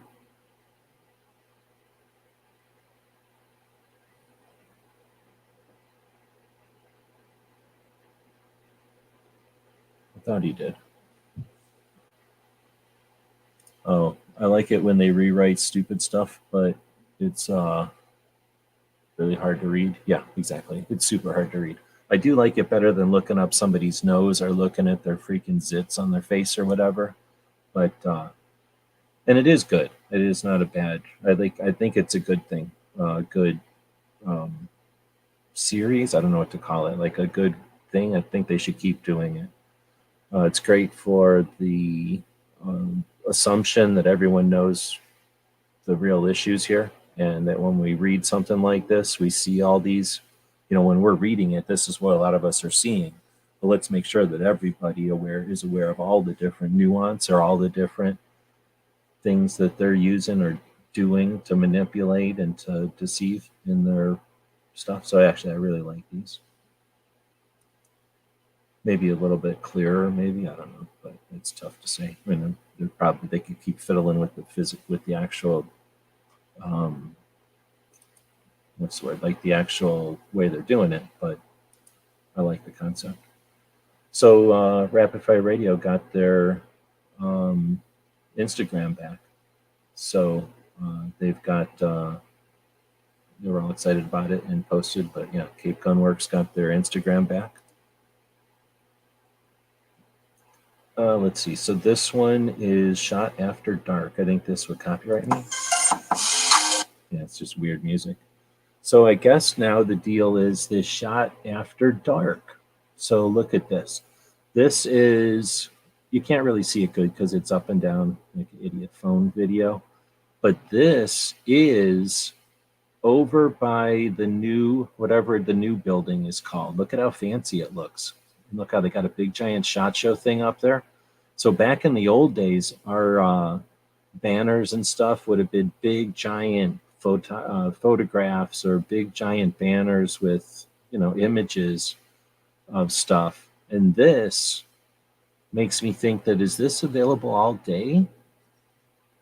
So essentially, I've camped here before, like where this is being filmed. I've slept over here. This was a giant parking lot for years and years. This is essentially at the foot of the giant Ferris wheel.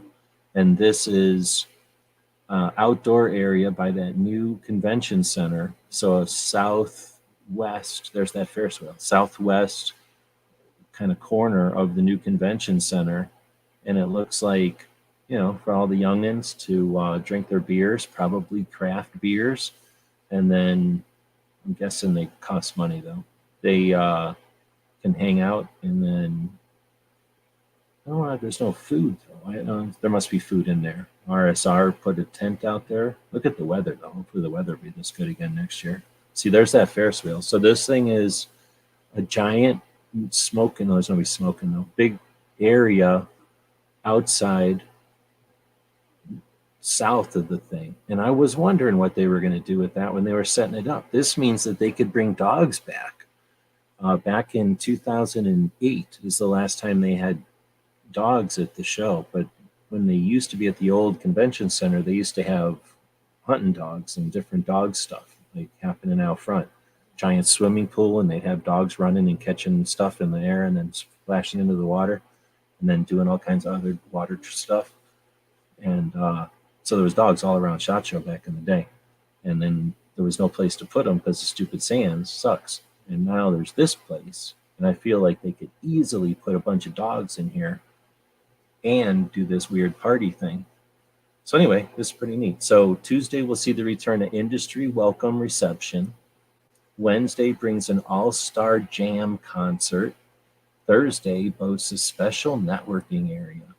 So that's pretty sweet. They're giving people a chance to meet up at SHOT and not have to go to some stupid after party. The after parties were the vampire of SHOT Show. They would show up and suck the life out of it in some ways. They would show up and create stress and confusion and just extra levels of bullshit that wasn't necessary.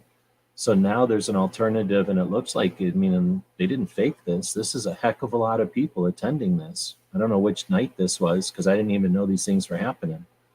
But this is super, super cool. So it looks like you have to pay for this. It goes VIP networking and NetLife package Monday through Wednesday for $79 essentially. And then access to the SHOT Show badge holders. Exclusive access to SHOT Show badge holders. Separate fees apply. So I think you got to pay $79, and it's only for people that are at SHOT Show. I guess that just means you can't bring like your wife in here or something, your spouse in here. Take advantage of these opportunities to make the most of your evenings. Very cool. So let's see. This has 430 people liked it. Vang Comp is the only person that I know, I think, that liked it. So all these other people I don't even know. So if I was going to use Instagram as a networking thing, this would be an introduction to all these different people that are interested in this night thing. So you got NorCal Firearm Supply. I guess that's Northern California. Laser Training Solution. Nomad Sporting Goods. Leo Precision. I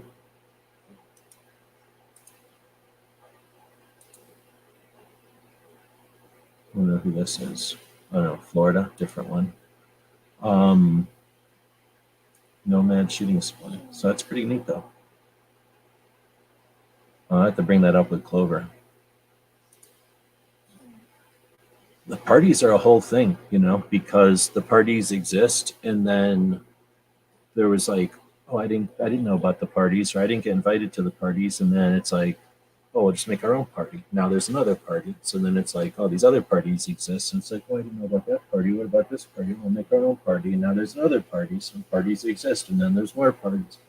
And then some parties disappeared. So it's getting to be like a whole thing. So this is kind of cool that SHOT's offering an option. So I can't tell if this thing is coming through or not, but I thought this was pretty interesting. This says Leandro Cartagena, I don't know his name. Carpoolers is the name of this critically acclaimed photo project capturing workers commuting to their jobs in the beds of pickup trucks. So I don't know. I've driven in the back of pickup trucks a couple of times, and I guess there might have been a stretch of time where I've had to go to work every day in the back of a pickup, but it was definitely more like 9 of us in the back of a pickup sitting on the bed, right? Like not laying down. But this one right here, I don't know if anybody's ever gone down the highway in the back of a pickup like this. This is pretty nice when you got a bunch of blankets and stuff. But has anybody ever done this? Show of hands. So what we're looking at is probably from like a bridge or something, somebody looking straight down at a bunch of different pickup trucks and all these people like sleeping in the back, basically. Like this guy has some stuff back there, but most everybody is just laying in the back, probably going to work. I think it's pretty much all going to work. Although some of it looks like it's commuter type of work, like not just down the street, but like they're going to be in there for a bit. And like I've been in the back plenty of times down the highway, and it gets cold, man. Like this kind of stuff isn't too bad when there's walls and stuff, but like this guy, I don't know what this guy here though, he's screwed. Like that's cold. But having a blanket and stuff, having other people back there, that would be pretty cool. Yeah, I just thought this was pretty cool.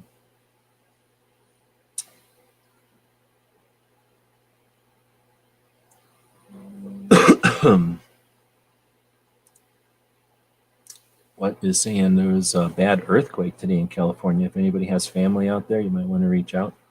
Oh, I didn't hear. I know we got a couple of people from California. Boom, boom, right there. So, no, I didn't hear about that. Thanks for the heads up. And then it says, if I'm carrying my Second Amendment, I like to have it under my left side shoulder, but the only drawback is less draw time versus having it on my right side hip. You know, it kind of depends. If you're going to be driving or something like that, I could see having it in the shoulder. If you're going to be sitting at a desk or something and you're not going to have time to get up, you know, if you're going to have, I could see a shoulder holster being pretty decent.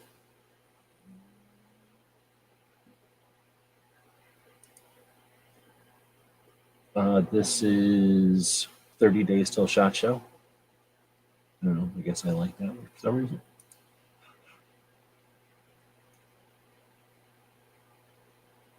I don't know why this one's in here.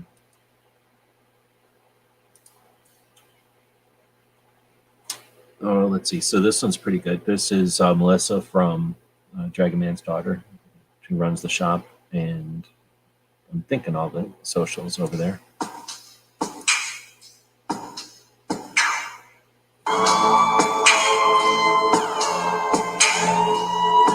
Ah, crap. Does this kind of shit copyright me? I'm not sure. But this says excuses for not getting firearms education or something like that. And then it's one of these TikTok dealies that the girls do. And she just does a good job of doing it, I think. I mean, I don't know. But it looks like a good one. And then look at all this writing she does. So there's a bunch of girls over here that are using Instagram like bosses and winning. So, you know, a lot of people discount this stuff. But again, I'll say when we were, or when, I don't know how old y'all are, but whenever you got on your journey of gun ownership and awareness of what the Second Amendment protects, you know, were there women role models like this on the platforms? Well, I mean, if you're young enough, the platforms existed. But when we were young, there were posters, and there might have been some girls in movies, but they certainly weren't this sophisticated or cool and accomplished and sharing, right? Sisterhood and all that stuff. It's a different world. And if you don't see that we're at the beginning of a new threshold, thanks to these ladies out here that have already changed it, again, think of all the girls that are growing up with these role models. You're never taking their guns away. Their grandmas are super proud of them. Speaking of girls, this one's Girl in a Gun doing one of their little, what do they call them? Pats on the back thing. You'll talk about the memories that you made at the range for the rest of your life. You know, we talked about stuff like that. But now the ladies are talking about stuff like that, right? Did I just click two? Okay. No, I guess not. So Ron Wayne sent a patch out to Gizzard. I want to say thanks again, Ron, sending us a patch. Send one to Gizzard.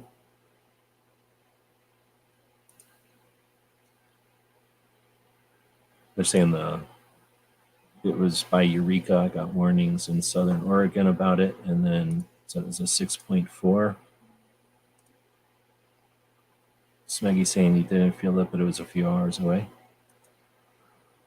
So Colion was on earlier, and this one, I don't know why he posted it now. It's not the anniversary or anything, but I'm going to go backwards and let it play in its entirety from the beginning here. 16th, 1991, George Hennard drove his truck through the front window of a Luby's cafeteria in Killeen, Texas. Armed with a Glock 17 and Ruger P89, George killed 23 people and wounded 27. Two of those people killed were Al and Susie, the parents of Susanna Hupp. Hupp was also there that day and had an opportunity to stop the massacre. She couldn't because of the gun laws. When I finally realized what was occurring, I thought, I got him. And I reached for my purse. He was maybe 12 feet away. Is it possible my gun could have jammed? Sure. Is it possible I could have missed? Sure. But I can tell you I've hit much smaller targets at much greater distances. But then I realized that a couple of months earlier I had made the stupidest decision of my life. I took my gun out of my purse and left it in my car. Because as you well know, in the state of Texas, it's sometimes a felony offense to carry a gun in your purse. 4 years after the massacre, George W. Bush signed a law allowing Texas citizens to carry concealed weapons. All right, so what he doesn't say is that was 2 Texas legislative sessions later, because they only do their stuff every other year. So 2 sessions later, constitution or concealed carry in Texas.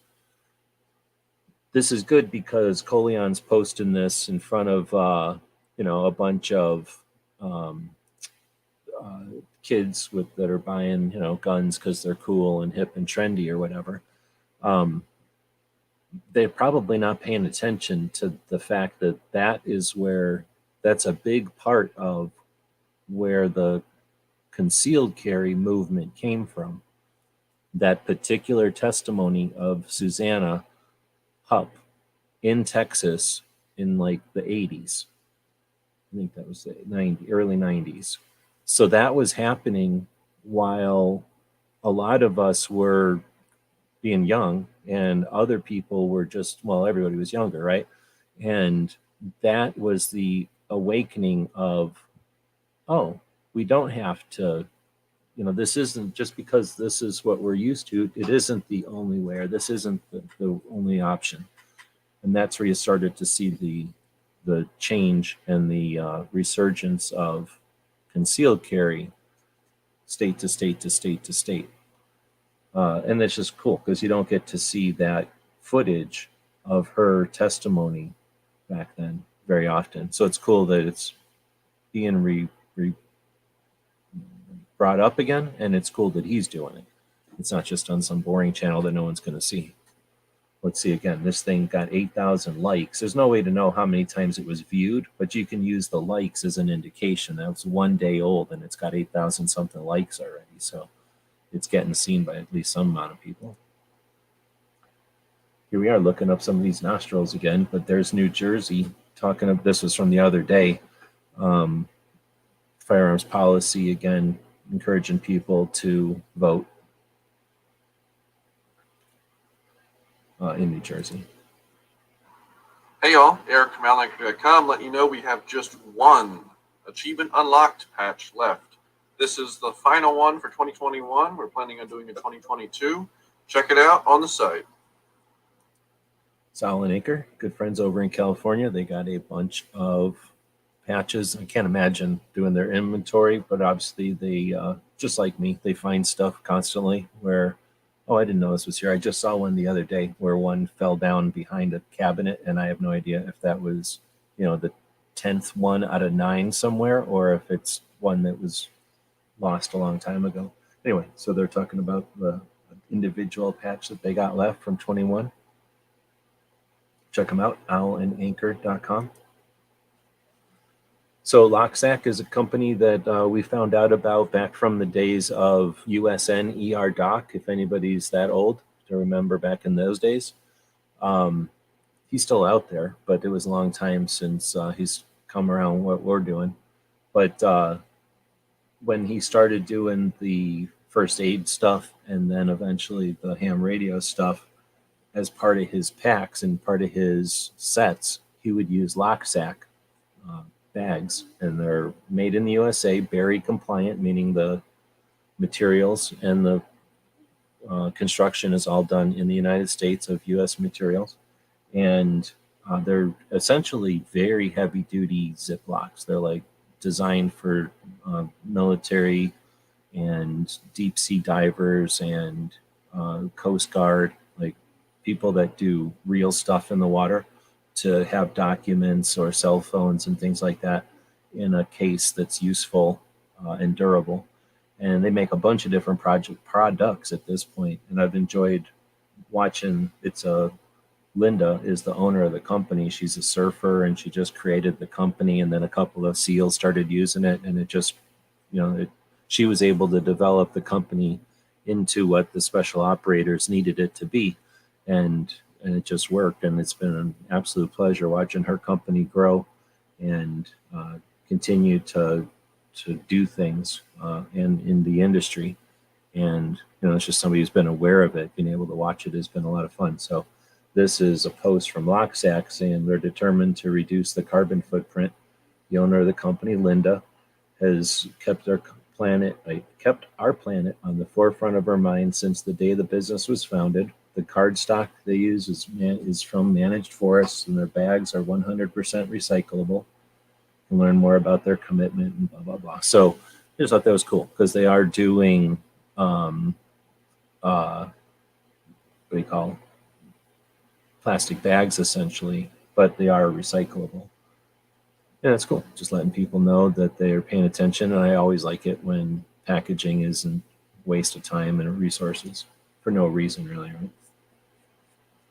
Oh, let's see, Gun Owners Radio. If you are a member of San Diego County Gun Owners, Orange County Gun Owners, or Inland Empire, you helped make this happen.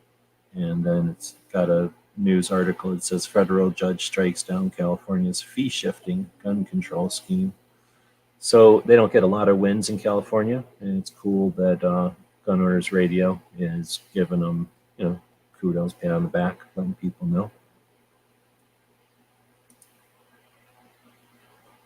I just saw this one. This one's from today, 12 hours ago. So it turns out that our friend Tony is going to be here in Arizona for that 2A rally that I mentioned, the Riders USA. I think it's called Riders USA. Host the 2A rally each year, and they kind of announced the rally is coming up in February like normal on a Saturday at our state capitol. And it looks like Tony's going to be here to talk about his 2A4E, the Diversity Shoe Project that he's been hosting since 2015. This will be our 10th annual rally. Looking forward to it.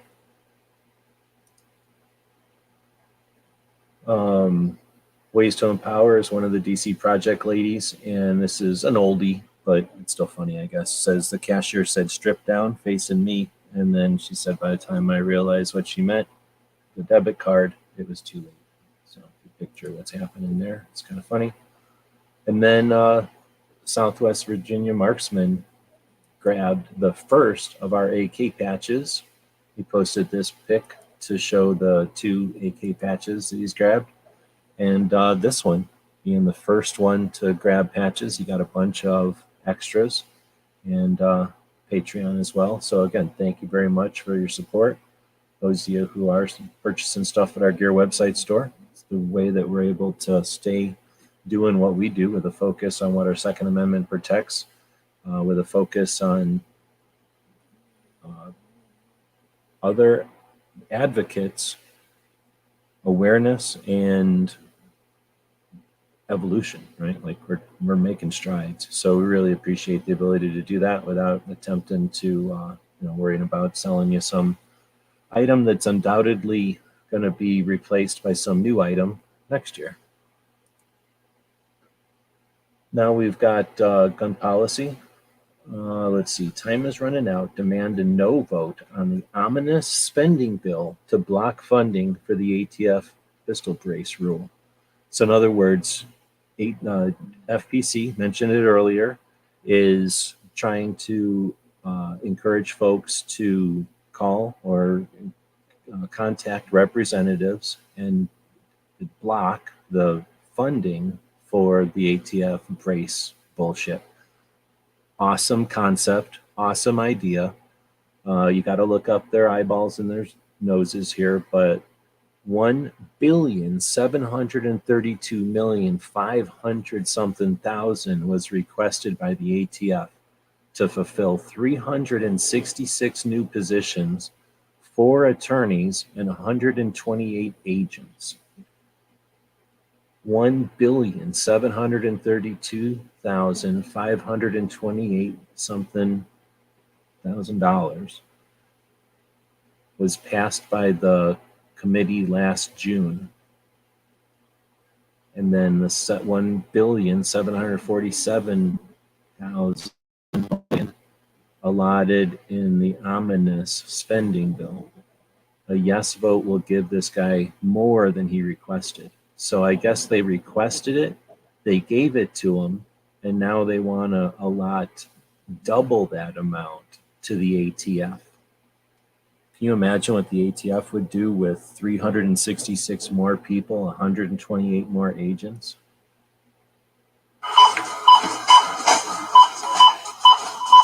This is hilarious.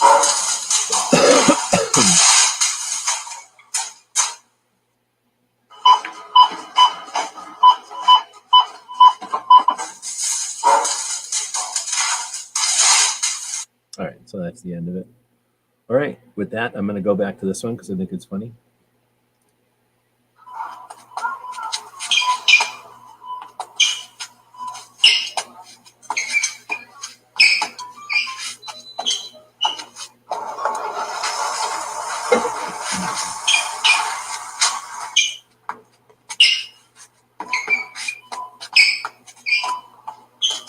This is how I feel when everybody's like, my grip angle, my new red dot plate, blah, blah, blah. Oh, which optics should I get?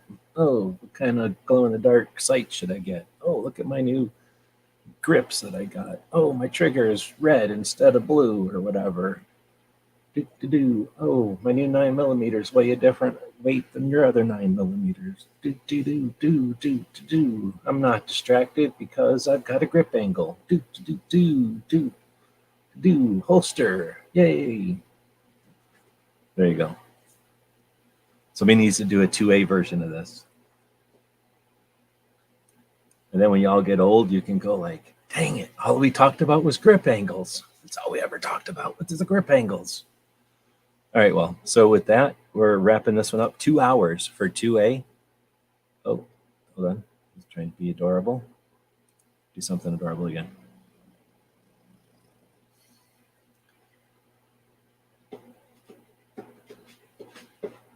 I don't think it's so much about like the people doing stuff instead of doing their jobs as much as like just that many people are interested in doing stupid TikTok garbage all the time.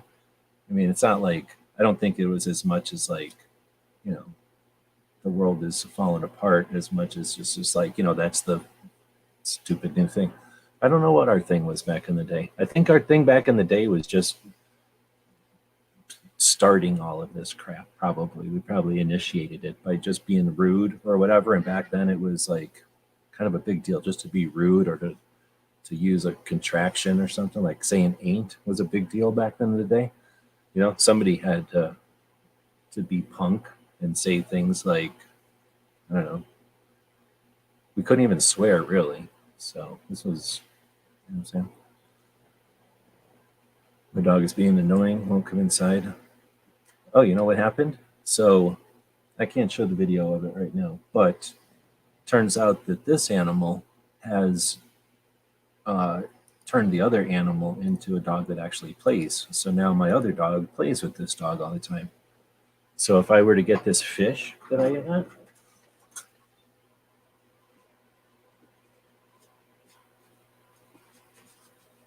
I got this fish. Let's see if he's going to be interested in doing something with this fish. He can't be bothered right now. He's too punk to play with the fish like a baby. But when he's interested in playing with this fish, and he's the one who ate the head off of this fish. Don't act like he didn't eat the head off of this fish. But, you now I can wing this fish at my other dog, and she'll play. Well, she's sleeping right now, but she would play with it. Wait, hold on. Squeaky fish. Like a lot of fish squeaks when you squeeze their abdomen. If you squeeze them on the bladder, the swim bladder,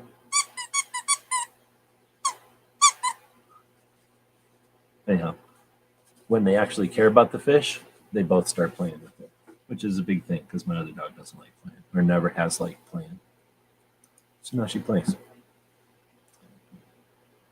All right, well, with that, I guess we're ending it. Thanks again for joining us for the look back at 2A. There's a bunch of different issues this week. Of course, the stuff happening with the ATF and the unprecedented challenging the funding of the bullshit. I like that whole idea. There should be petitioned at a national level.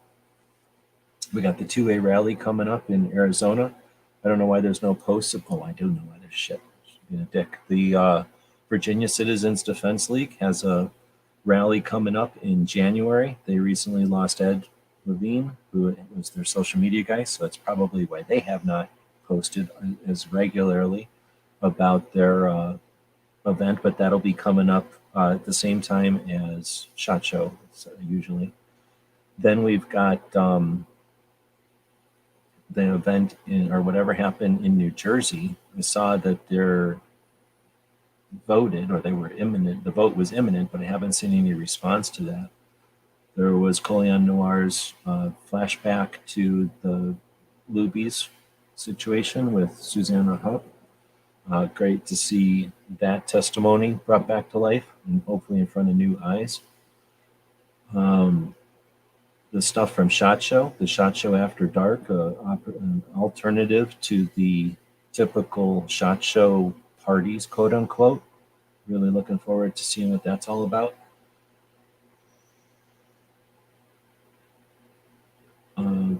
Colion Noir again, taking a look at PLACA.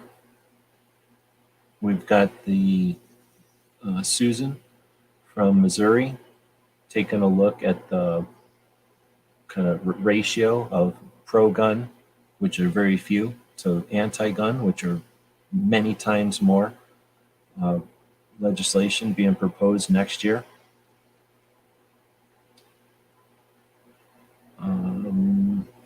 We had John Lott testifying for the bullshit pony show with the committee as they're leaving their power, as the new people who are elected take their seats and all these committees get readjusted or whatever it's called, like reset up. They're using their last little grasps at being able to waste taxpayer money on this stupid horse and pony garbage. So we got to see John Lott and the ladies from the DC Project there to support him. The Sisters in the Arms did their show over on Vimeo again. Cape Gunworks has their Gun of the Week, as well as their weekly radio shows. Check that out. And this concept from Connecticut where they suggest removing the Second Amendment to move the Overton window. So yeah, pretty interesting week.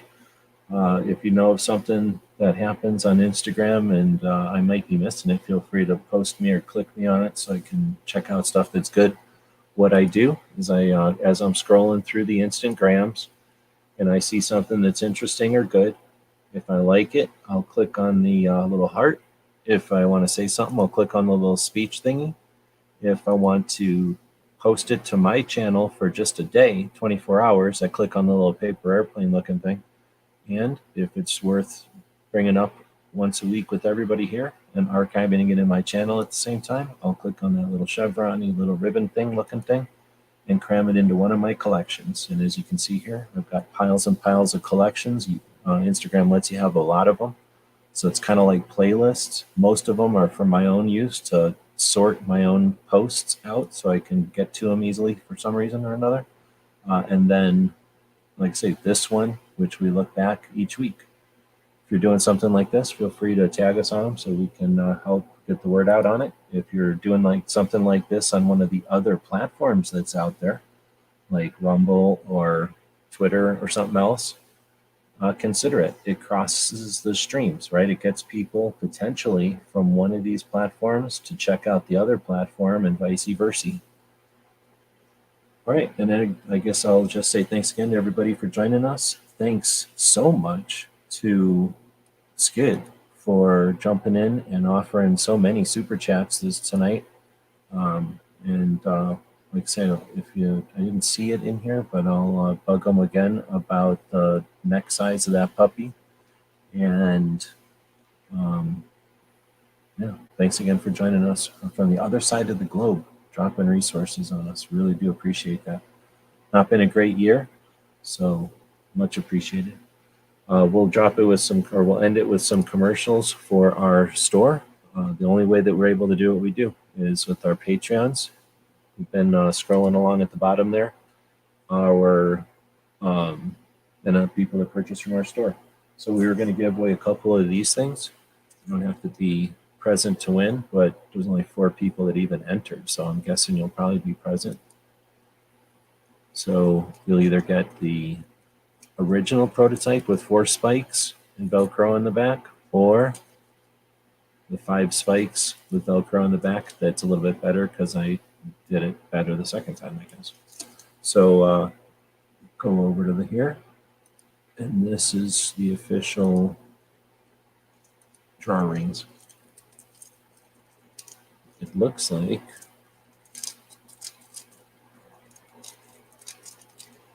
Smedgy 42. So the question is, which one of these two would he rather have? The 5 slot or the 4 slot? What's is in Las Vegas? Oh, right on.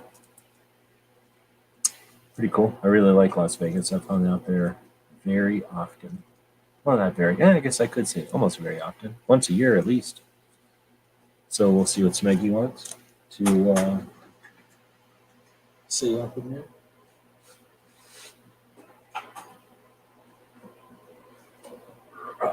Since Smeggy is also a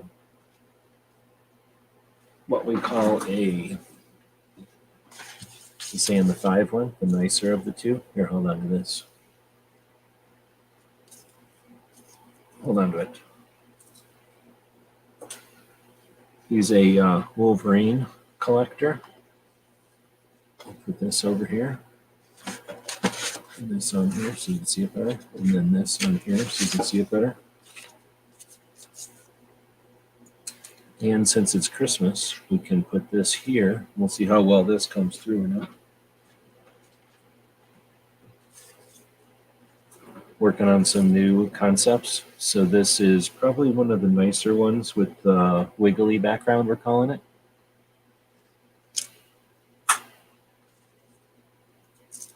You can see here, a little bit different, got a little bit less quality going on in this one, but we're going to call this one the squiggly background. See how it's different? It's a little bit different. Wiggly, squiggly. See the difference? Wiggly, obviously. Squiggly. See? Totally different. Oh, the other difference is this one didn't have a border. That's the big difference. Another squiggly one. See, this one didn't have a corner. I'm using scraps. We've got another one, probably a decent squiggly.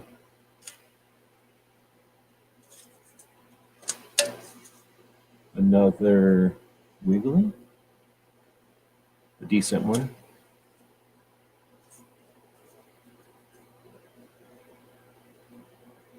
This one had a squish going on over there, but otherwise pretty decent, but it also didn't press really good.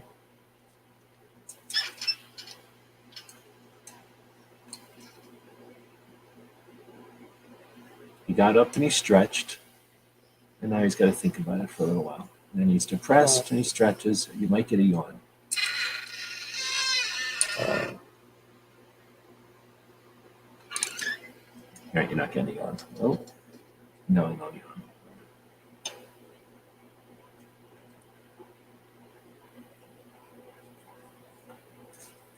We've got another one like this. Oh, no, he went back down.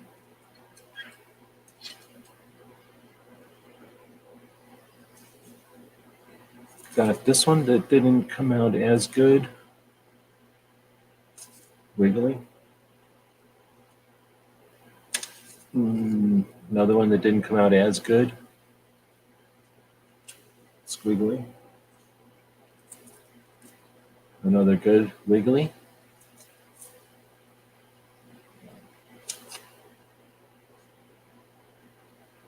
This one's squiggly, but I'm not sure. So still seeing how these things work. These are all prototypes, obviously.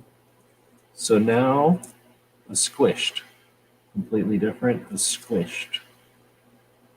Kind of completely different, but I don't know if I like it or not. And another one, just squished. Not sure if I'm liking these or not yet. We're going to find out. Then, because I'm using scraps, a Frankenstein, where it's two pieces squished together, Frankenstein.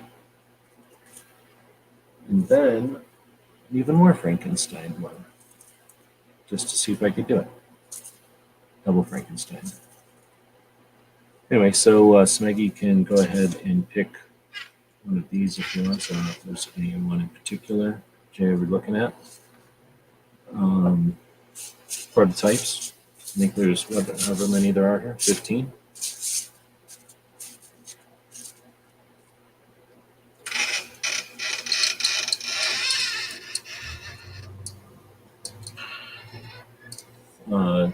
Squigglies are on the left, wigglies are on the right, and then some others mixed in there. So let's see. G is saying about this dog. All right, here's the deal with this dog.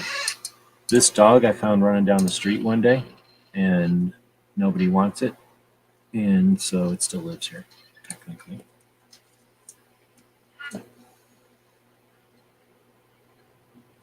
All right, one of these nicer looking ones. That's weird. It's showing up looking like, that's weird. Wow, that's super crazy weird. What's going on? What, am I holding something up wrong? Oh, that's super crazy. What? How's that even happening? The camera must be seeing something. Hold on. Let's see if it happens on this one. Oh, that's crazy. Oh, you know what it is? No, I don't know what it is. That's crazy. So what do these look like? Okay, do these look the same to you? Or am I crazy? Oh no, they do look different, but they look different the wrong way. Oh, that's so weird. There's no way you're going to understand this, but until you see one. But something about the camera is turning these. These are just waves, but it's turning it into this weird basket weave. And then this is some other, but this is like a different thing. This is like a weird egg crate pattern. This is a different pattern, but oh man, there's no way to show you. Which one? The single Frankenstein or the double Frankenstein? Well, I'll just be keeping the other one then. So you'll get the only Frankenstein that'll exist unless I make more.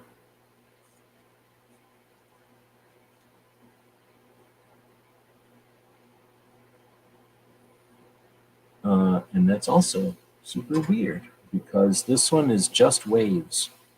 But for whatever reason, you can kind of see it if I zoom in. It's just waves. All it is waves. But as soon as you pull it out, it looks like basket weave. And this is not. This is some kind of weird, it almost looks like a basketball or something. Like this looks weird. So when you pull it away, it looks weird and like a basket weave the wrong way. Okay, so you want this one? This one's yours. I'll keep this one. And then these will just be sitting here. I got to send G23 something, so Merry Christmas if you want. Pick one of these out of here. G23, if you're still out there. So let me think. This one's mine. This one's going this way. I'll just put this on here.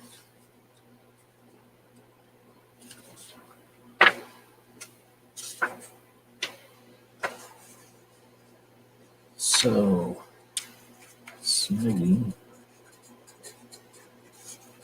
equals the singles Frankenstein.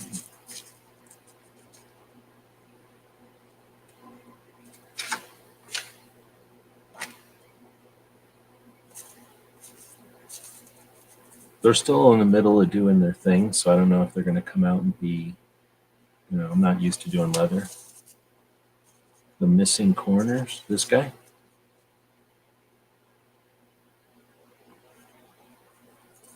This one's missing corners, and then what happened with this one is I was using a smaller piece of leather, and I had to cut the edge off and sew it like inside the border or whatever, so it's technically even smaller than all the other ones by a hair. But anyway, so I don't know which one you mean.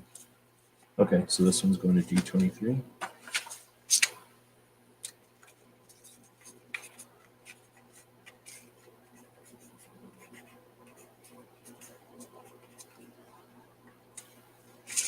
Right on.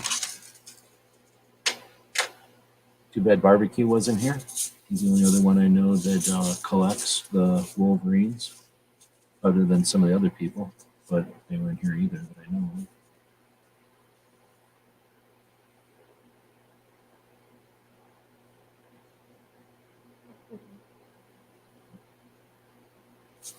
of. Oh, you're talking about Frank from Men at Work? Wait, Men in Black. Yeah, I've watched both of them. Actually, I've watched 1 and 2. I got to go back and watch. Is the third one the international one? I don't know. Is there 3 or 4? I don't know if he's in all of them. I've watched, I think, every movie with a pug in it now. Pretty sure. Except not quite all the cartoons. Because I kind of get sick of watching the cartoons. They're really shitty. But the movies are horrible also. But it's easier for me to ignore a movie, I guess, than a cartoon. My instinct is to look at a cartoon, I guess. So I don't really like any of the movie pugs that are out there. There's a couple of the cartoon ones that are okay, but most of the time the pugs are portrayed as the villains, which is bullshit. It's the same issue we had with the Doberman. And honestly, it's the same issue you have with wolves. I mean, white dogs that look like wolves. So why do I always have dogs that are portrayed as villains in movies? Or the dimwit. These dogs, for some reason, are often portrayed as the dimwit when they are definitely more like a hungry burrito or some kind of a dinosaur mushroom, maybe. Maybe a mushroom dinosaur, a fat dinosaur mushroom, or like a hippopotamus mixed with a mushroom. So anyway, yeah, this dude was just running down the street, and then I haven't been able to find anybody that wants him. Probably because he does this kind of stuff. He wakes up all the time, stretches. Hey, did you get the laundry done that I told you to do? What about the taxes I've been telling you better get caught up on? He's super lazy. He doesn't do any of the stuff I tell him to do. He's all right, though. He eats a lot. I made him this cool spiked wristband earlier since I'm doing a bunch of leather work today. So now he's super punk.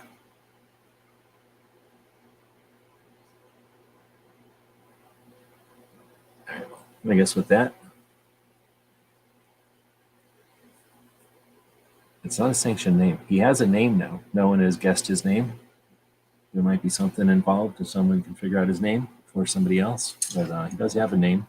No one has come up with it. And it is not that.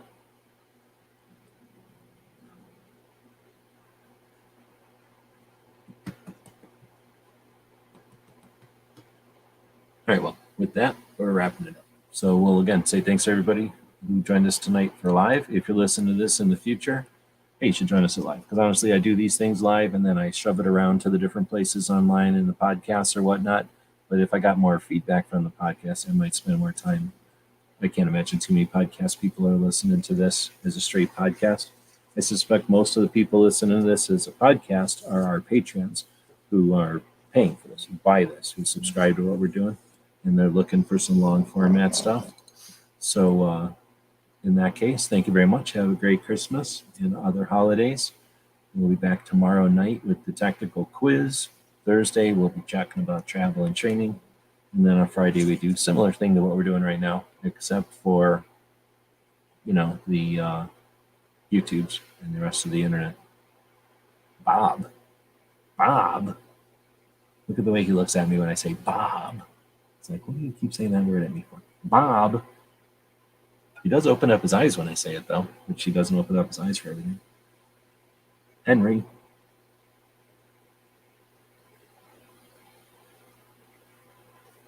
He's tolerating me. He's all right.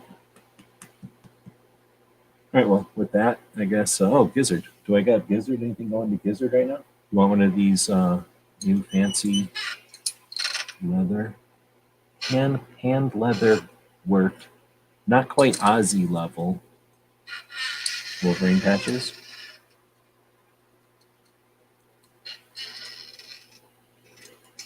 Limited time offer for Gizzard.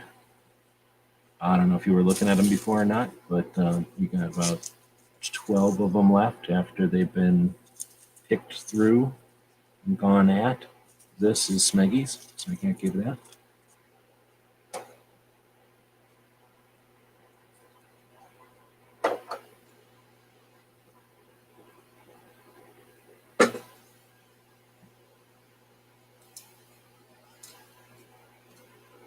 Otherwise, the rest of these will be going on the Gear website store at some point, probably tomorrow.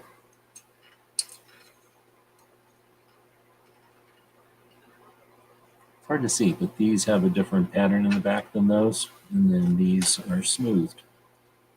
They're all prototypes, so none of them are all that perfect. A couple of them are better than others, though. Definitely proof of concept worked. Oh, I don't know if these are just still out there or not.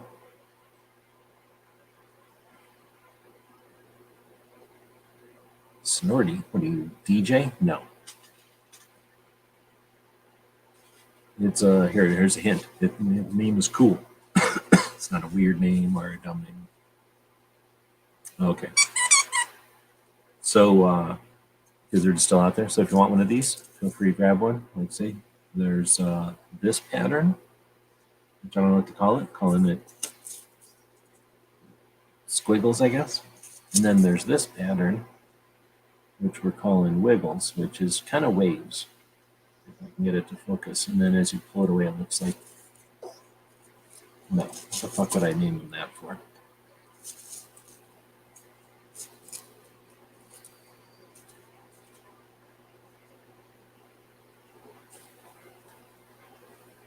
I don't know how many people are watching that don't have the little red thing down at the bottom.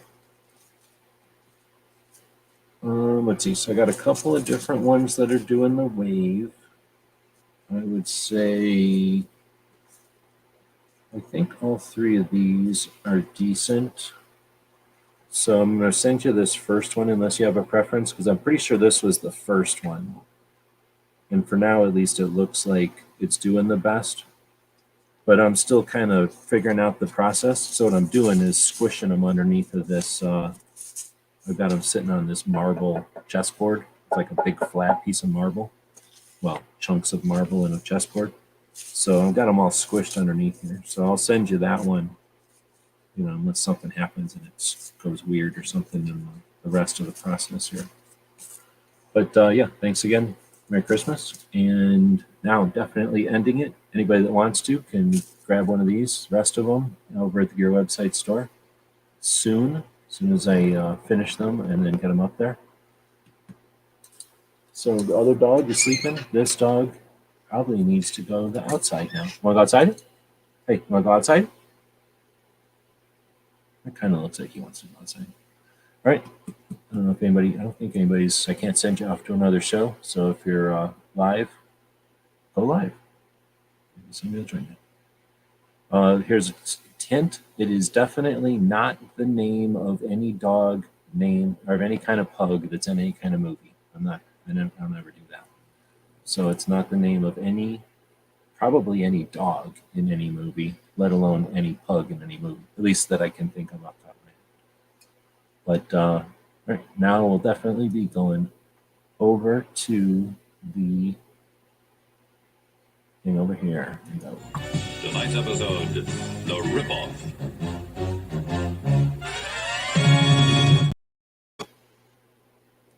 Oh, he didn't like the sound of that. He looked over and made a little Head wave at it. GearWebsites.com is your source for firearms-based playing cards and books. We also have mugs, shirts, and posters with designs that we've made live. Of course, we have patches. Every Friday is Free Patch Friday. We appreciate your support. Thank you for shopping at GearWebsites.com.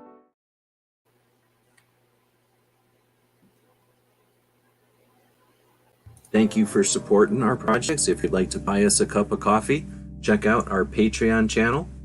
The guys and gals at gunwebsites.com encourage you to take a CCW class every year, practice at least once a month, and carry every day. Thank you for watching gunwebsites.com.